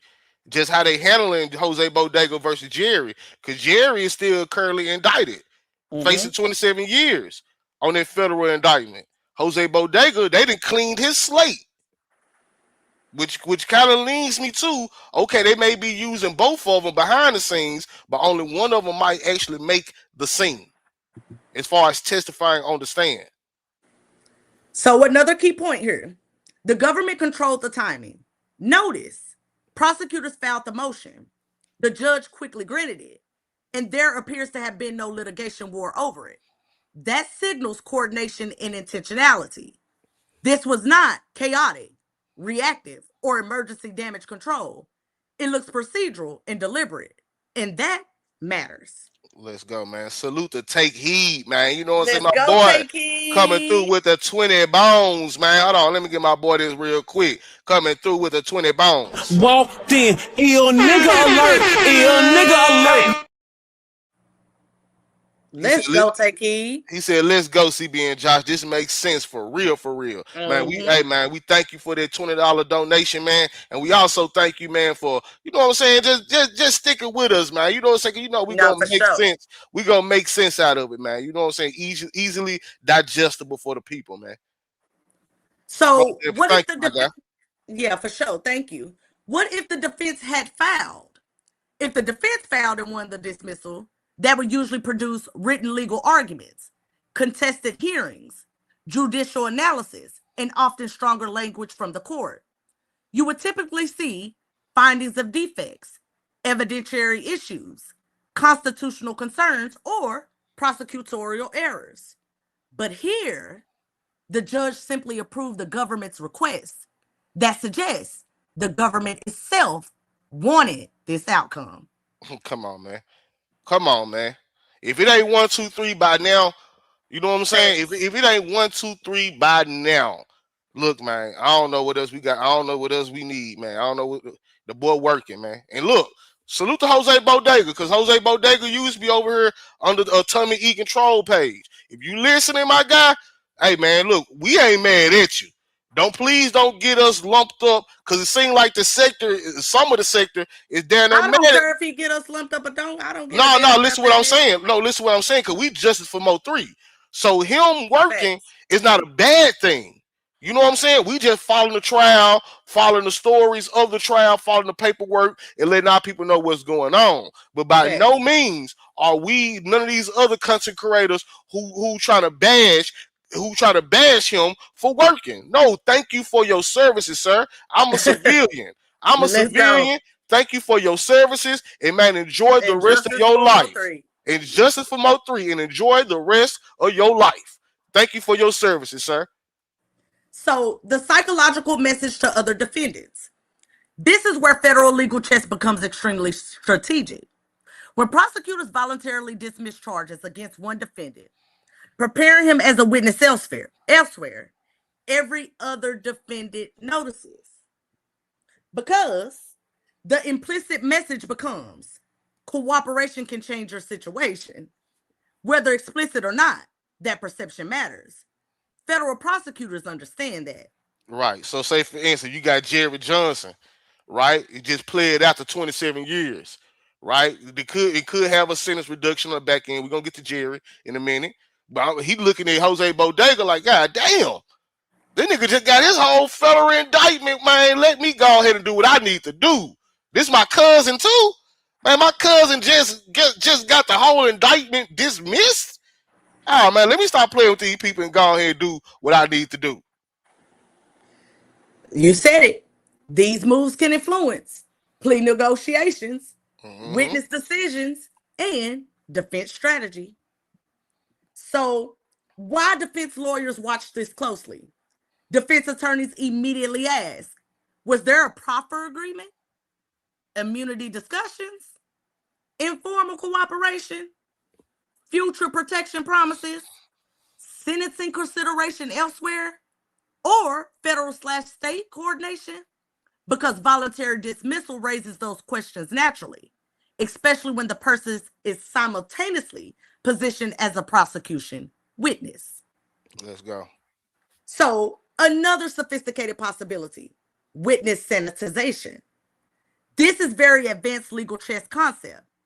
Sometimes prosecutors try to sanitize a witness before trial, meaning they reduce visible baggage that hurts jury perception, creates impeachment avenues, or complicates testimony.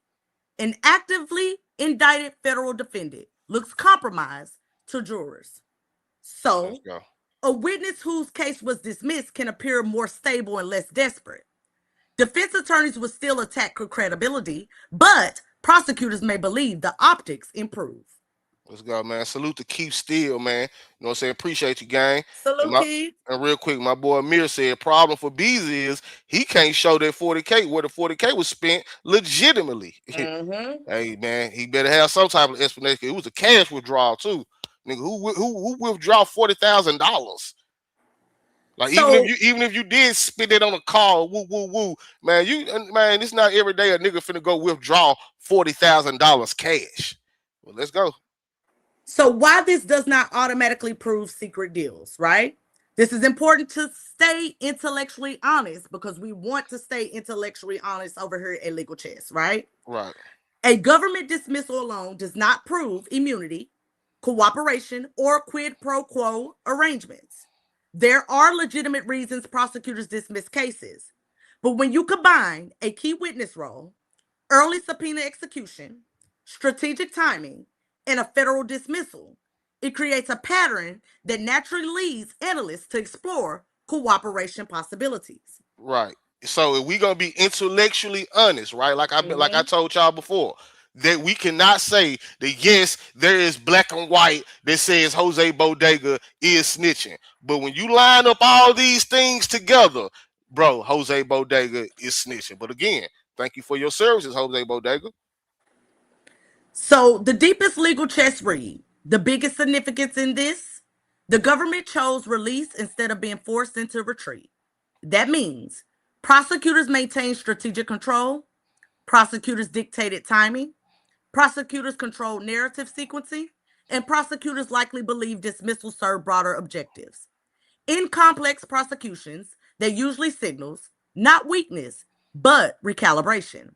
And when the same individual is simultaneously being positioned as a witness in a major murder for hire prosecution, the dismissal becomes much more strategically meaningful than it would in isolation. Let's go. And then real quick, Amir, man, he said Key One corroborated when he talked about the bulletproof truck. Man, boy, man, you right, dog. I offered to say something else, but that is so spot on. I don't even think Key1 knew what the hell he was saying or he was doing. But bro, do you realize that was for the people who say, man, Key1 don't say nothing new. Key1 don't answer. Bro, y'all just gotta listen. Sometimes he don't, but when he do, he say some shit. Cause if Jose Bodega told them about a bulletproof truck, and now you online talking about a bulletproof truck, nigga, you just corroborated this shit. Let's go, Amir. Okay. So in doing further research, right? Because y'all know how we do. We got to do our research. We wanted to deep dive into Jerry, right? And who we know is also a co-defendant of Yella Beezy in the MO3 trial. Now, we all know because Room 901 did a live on this. On April 27th, Jerry Johnson pled out to 27 years on the same GRC federal case that involved Jose Bodega, and his plea deal had possible cooperation language in it. Now, let's keep this in mind, family. So the state case in the MO3 situation is still inactive, right? Let's break down a document that we are about to show y'all and the information provided and examine all likely possibilities. And y'all know how we get down, the legal chess of it all. I'm gonna show him this one first. One first. Go ahead. I'm gonna show him. You can break it down if you want to. Go ahead. Okay. Well, I'll let you break it down, but I'm gonna show him this one first. You know what I'm saying? Okay. So as y'all can see, the USCA case number is to Jerry Johnson 2610467 for 332 notice of appeal filed by Jerry Lynn Johnson is in the docket on Pacer. This is a screenshot of it. We're showing it to y'all. It happened 5/18/2026. Okay. Now, when I clicked on, go back to that screenshot. I'm sorry. Oh, okay. When I clicked on the 332, that number, purple, that's why it's purple right there. The notice of appeal filed by Jerry Lynn Johnson. This document came up. So this document, as y'all can see, is stamped. It is real. It is from Pacer. It is the notice of appeal. We have the USA versus Jerry Lynn Johnson. We have the case number. We have Judge Godby. Notice of appeal. Notice is hereby given. Jerry Johnson appeals to the United States Courts of Appeals for the Fifth Circuit from the sentence entered in this action on 5/1/26. Date 5/13, and it goes on and go on. Now, so what a lot of people didn't pay attention to, because when I first read it, I was like, hold up. Right. If he pled out, and if he pled out, how the fuck is he appealing? But Jerry Johnson is not appealing the plea itself. He's appealing the sentencing of the plea. Right. Then it's He's a lot appealing the 27 years. Go ahead. And it's a lot of speculation. You know what I'm saying? A lot of speculation behind this plea agreement. I even chopped up a key one. He was like, if he doing this, he doing that, then why he appealing? Well, we gonna get to that. You know what I'm saying? We gonna get to that. Let's go, baby. All right, let's get it. You take this down. I'm sorry.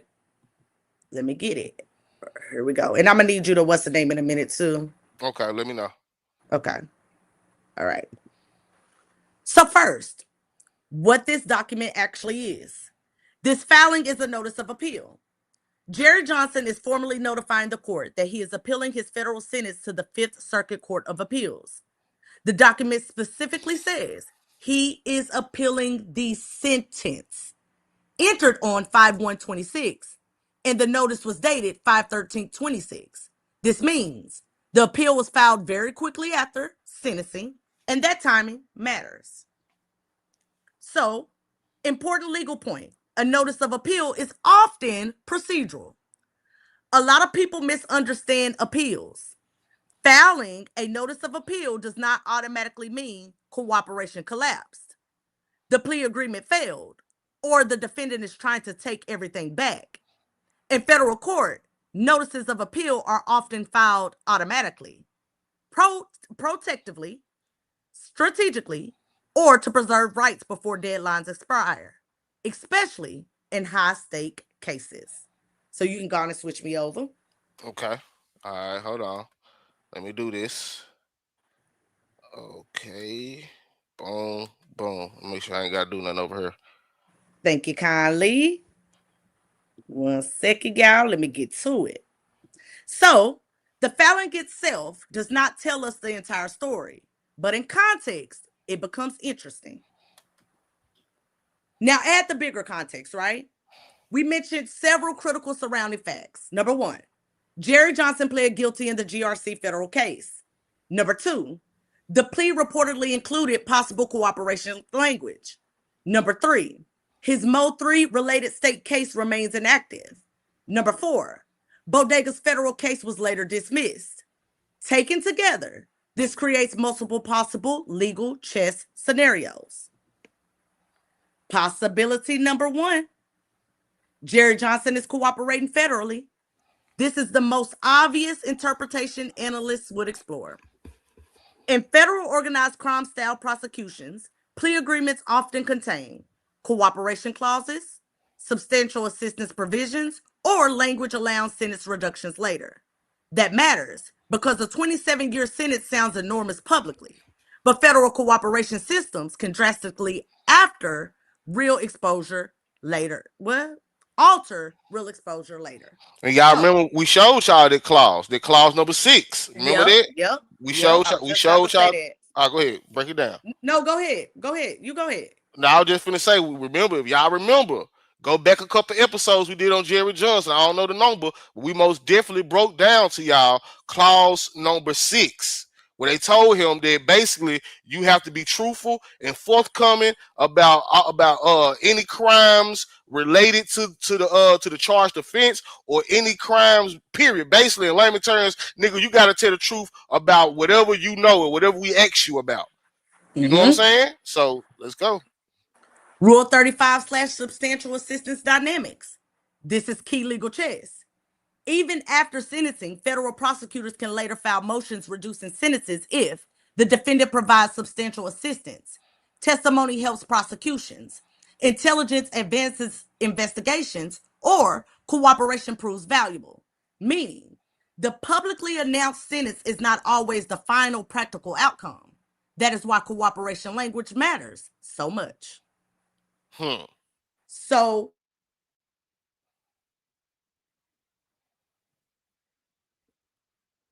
why his state case being inactive matters. If Jerry Johnson is facing a major state murder related prosecution, but the state case is not aggressively moving, people naturally begin asking, is the government preserving him for future utility? That becomes especially interesting when another co-defendant, Bodega, becomes a state witness, and federal prosecutors are making strategic moves elsewhere. Possibility number two, state and federal authorities are sequencing cases carefully. This may actually be the most sophisticated interpretation. Sometimes prosecutors intentionally stagger proceedings to avoid witness contamination, conflicting testimony, discovery complications, or Fifth Amendment issues. Meaning, one side may temporarily slow proceedings, while another side extracts value from a defendant/witness first. Let's go. Cool. Now I believe we debunking. My bad. I was over sidetracked a little bit, but now are we debunking if he was cooperating? I mean, he got to get done with the feds first. Then his case would be inactive. Is that what we break it down right now? So right now it says state and federal authorities are sequencing cases carefully.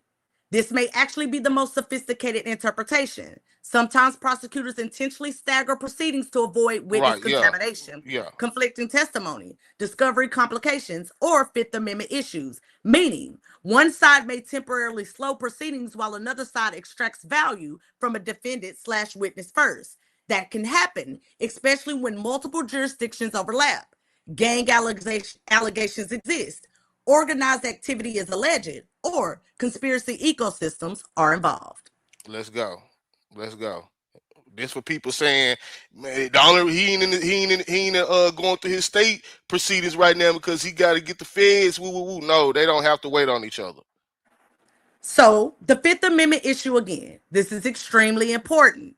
If Jerry Johnson is still exposed legally, appealing, or tied to unresolved state matters, that affects what he can safely say and when he can testify and how prosecutors use him. A witness cannot easily testify freely while simultaneously risking self-incrimination elsewhere. So prosecutors often structure timing carefully. Let's go. So why the appeal filing is interesting. Here's where it gets nuanced. If Jerry Johnson truly entered a broad, stable, fully cooperative posture, then some observers might expect no appeal, minimal litigation, and complete alignment with prosecutors. But appeals can still happen even during cooperation. Why? Because defendants sometimes preserve technical rights, challenge limited issues, or protect themselves if future expectations change. So the appeal does not automatically disprove cooperation, but it does introduce complexity. Let's go. So another major possibility, strategic leverage preservation. This is advanced legal chess. Sometimes defendants cooperate partially, but still preserve appellate rights because they do not fully trust final outcomes yet, especially if future sentence reductions remain uncertain, state exposure still exists, or broader investigations remain unresolved. So filing an appeal can function as legal insurance, leverage preservation, or strategic positioning. So why the timing with Bodega matters? This is where the pattern becomes fascinating.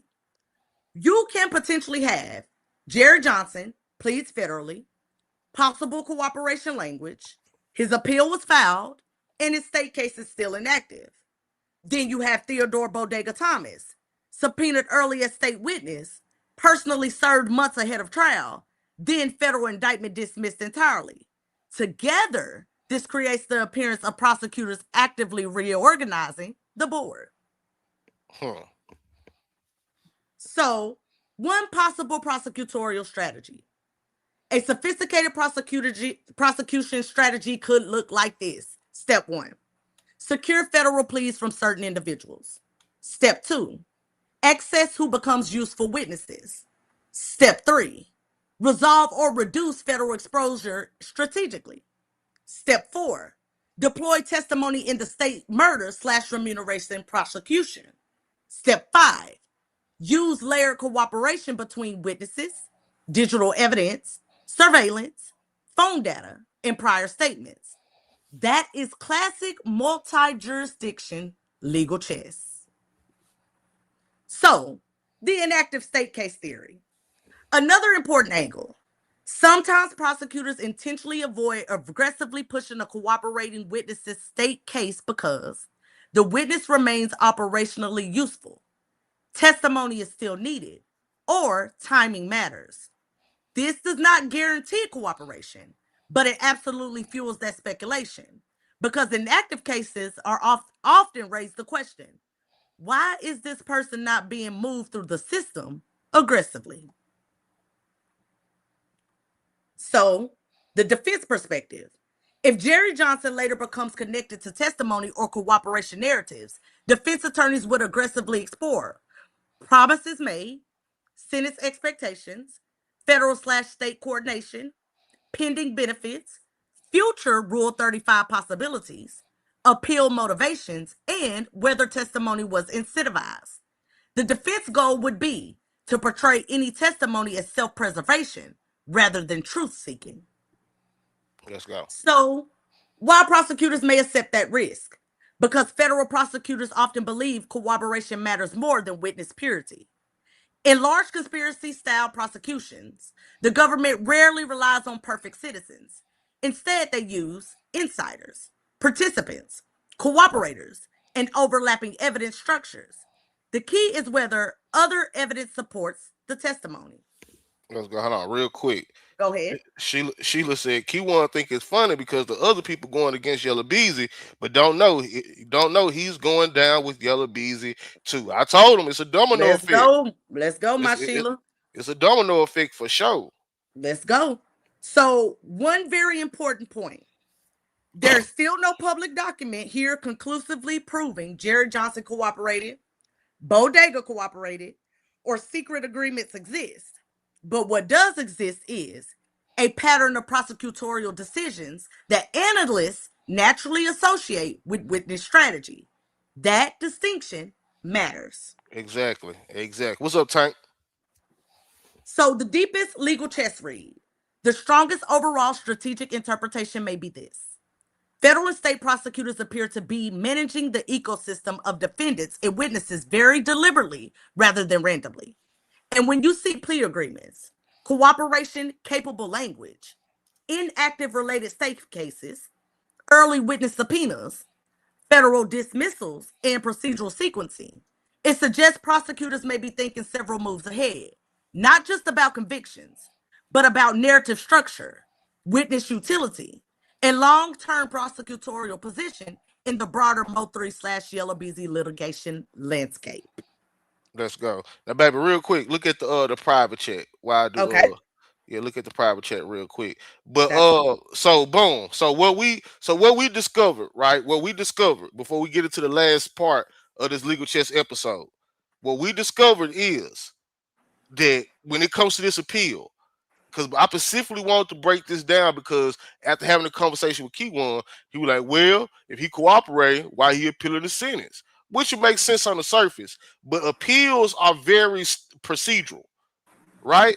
Just because he's appealing does not mean that he's cooperating. What you need to pay attention to is why this state case is still inactive, right? And then what we're about to get into now. I'm gonna let CB find a part or whatever, but this we're about to get into now because there's another thing that needs to be debunked. That where he ain't been to Dallas County because he got to resolve his federal case. Family, that is not true. That is not true, and we about to show y'all factually why that is not true. All right, you ready, baby?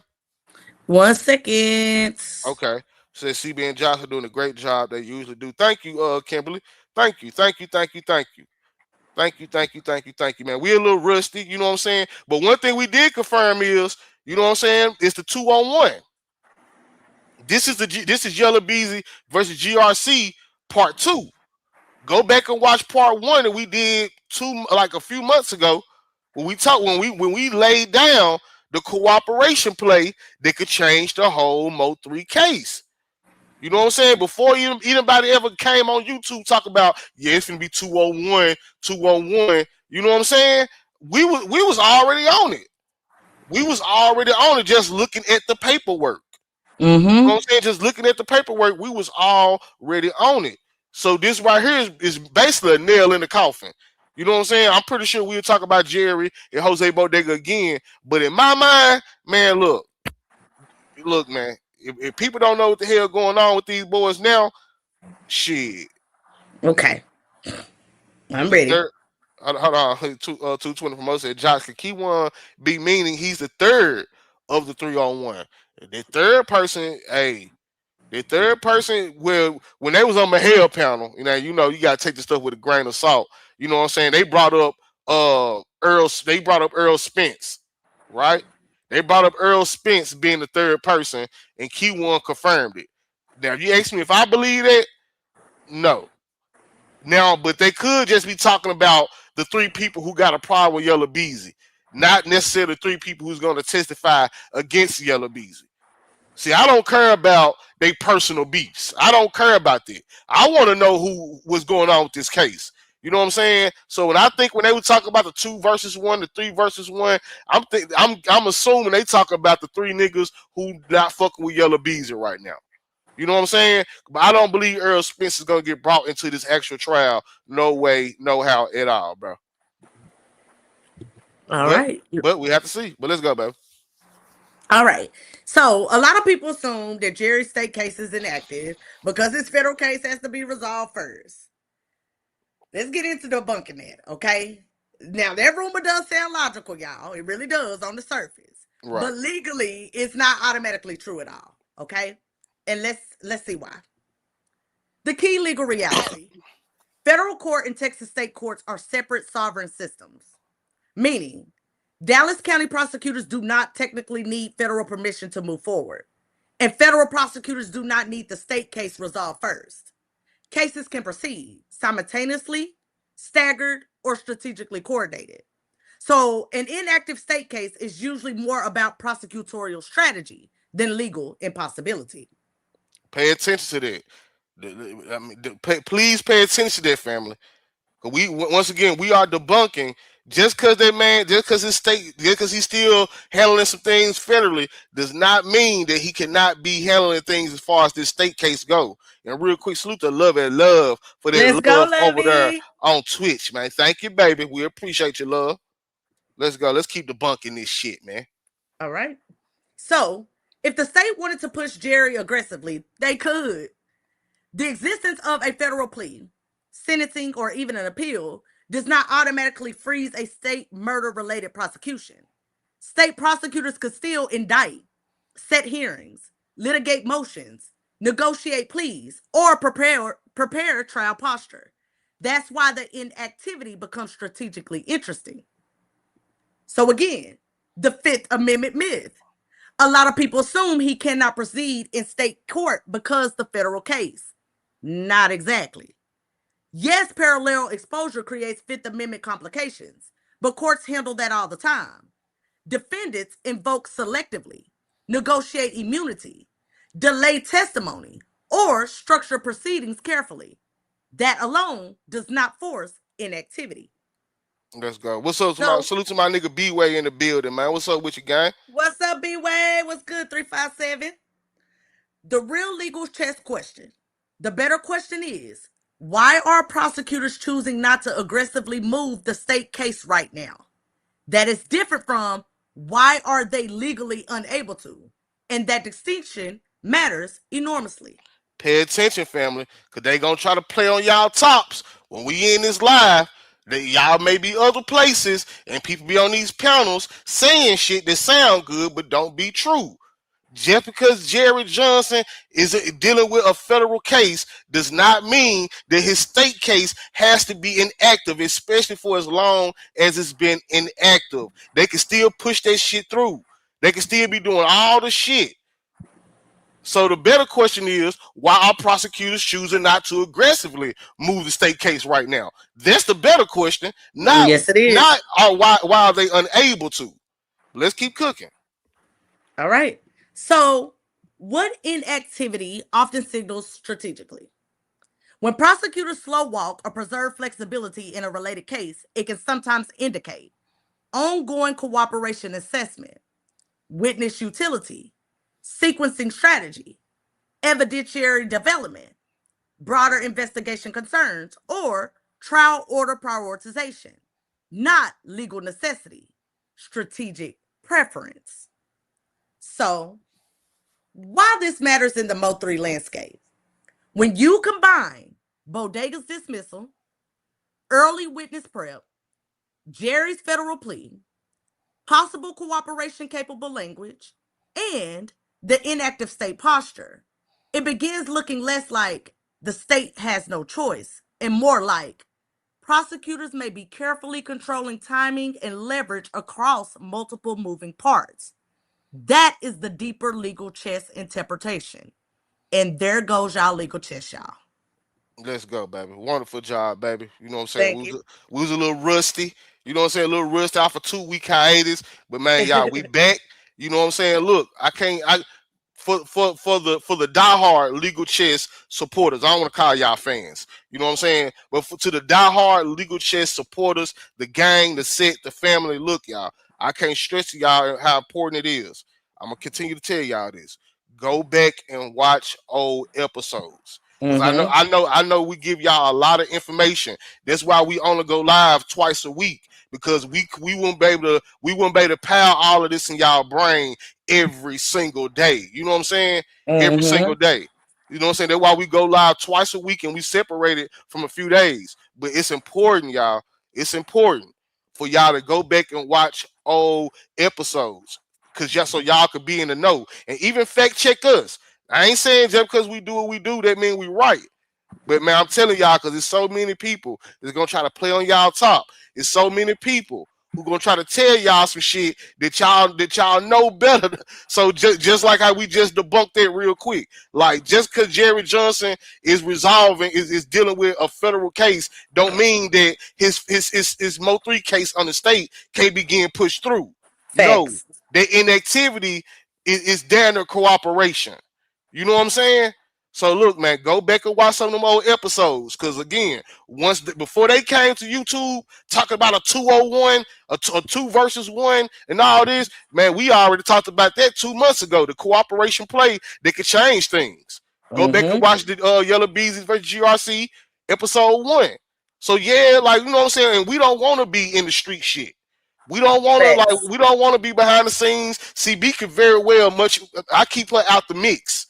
You know what I'm saying? I don't want her to be like nobody else in the mix, in the fold. She could very well have her nose in a lot of because we get everything we need from the paperwork.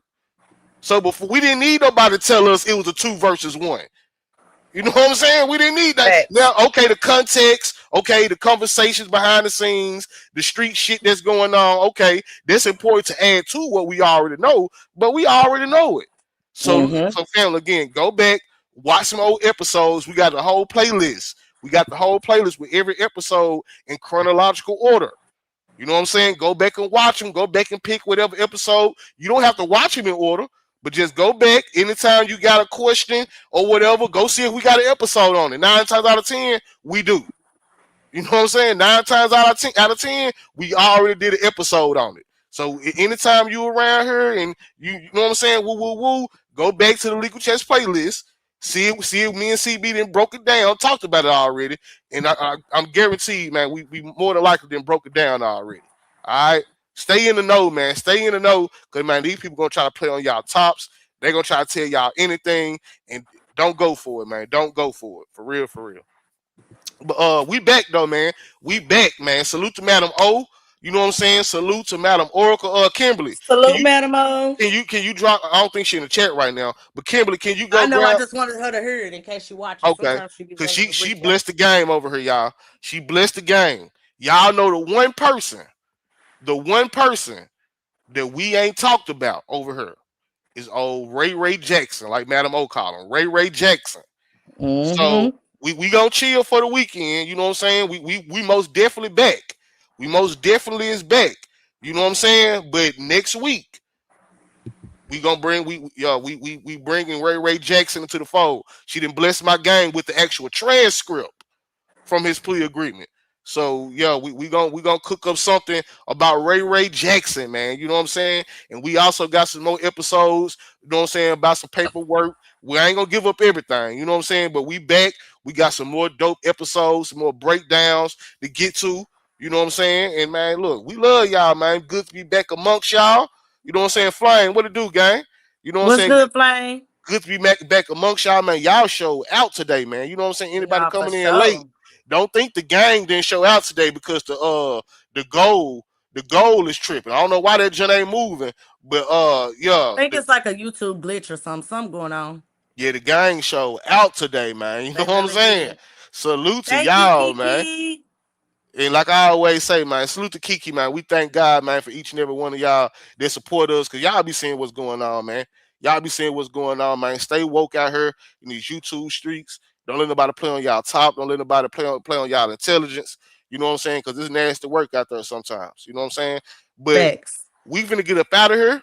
Baby, you got any more last words before we get up out of here? Salute, family. I love y'all so much. I missed y'all. I'm so glad that we are back, and y'all already know what it is. Till next time, I love y'all so much. Stay woke, family. Stay woke. Mwah, mwah, mwah. Till next time. What the hell was that? Nah, my kisses. Good job today, baby. You know what I'm saying? We was a little rusty, but good job today, baby. You know, I can't leave without giving you your flowers. So here you go. That's right, baby. That's what you do. Every time I hear it, I think of RoboCop. That's right, baby. That's what you do. That's right. Damn good job today, baby. Damn good job. You know what I'm saying? And to the gang, to the set. Y'all already know, man, we gonna leave this bitch the same way we came in every single time. Even in a room full of 100 haters. Even in a room full of 100 haters, oh, they don't do number use this, they don't do number do that, they think.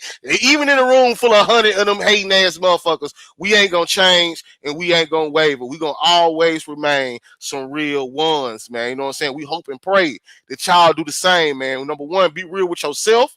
Number two, be real to those that are real with you, man. You know what I'm saying? And no disrespect to what you may believe in, but man, look, keep God first, man. No matter what you're going through, you will be all right in the end, man. We love y'all. Say them prayers. And when you say them prayers, put a prayer in the sky for me and CB, because we most definitely be needing them up. You heard me? We most definitely be needing them, man. You know what I'm saying? we gonna see y'all. We gonna see y'all, you know what I'm saying, next week.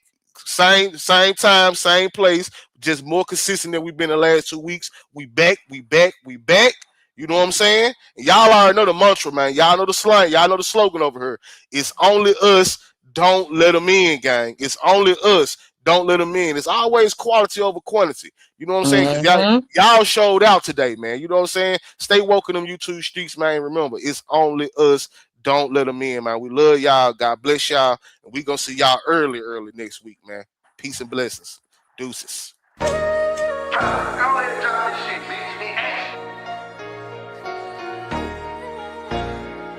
God. On bubble, nigga. 3G4L, nigga. Look. Another state with the game. Got my foot in the sand. Don't mention me in none of your comments. Go pick up your man. Slide and don't say nothing. They go fuck on the bitch. All they know fast in jail, but they don't know what he did. Fuck the comments in the post. This is real life. If I ever catch a op, he gon' die that night. Bro be tryna tell me chill. No, I ain't living right.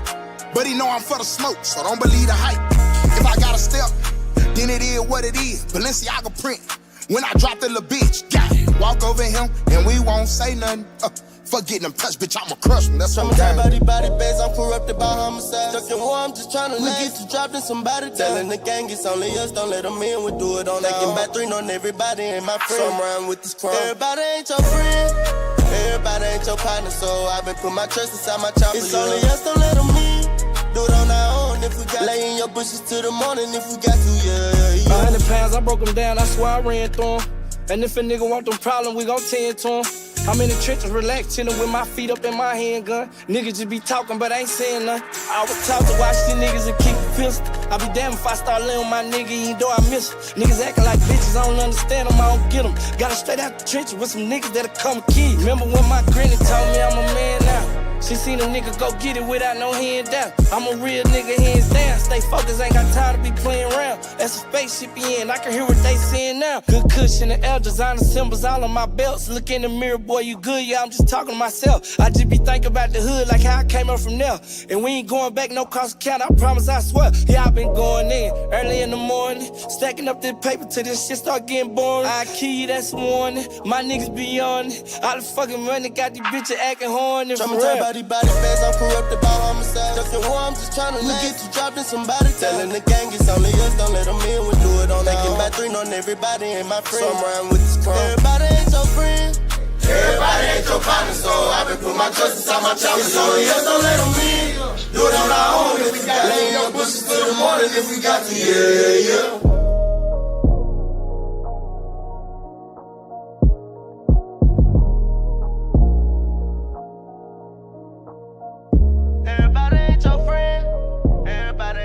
So I've been put my trust inside my chopper. It's only us, don't let them in. Do it on our own if we got. Lay in your bushes till the morning if we got to, yeah.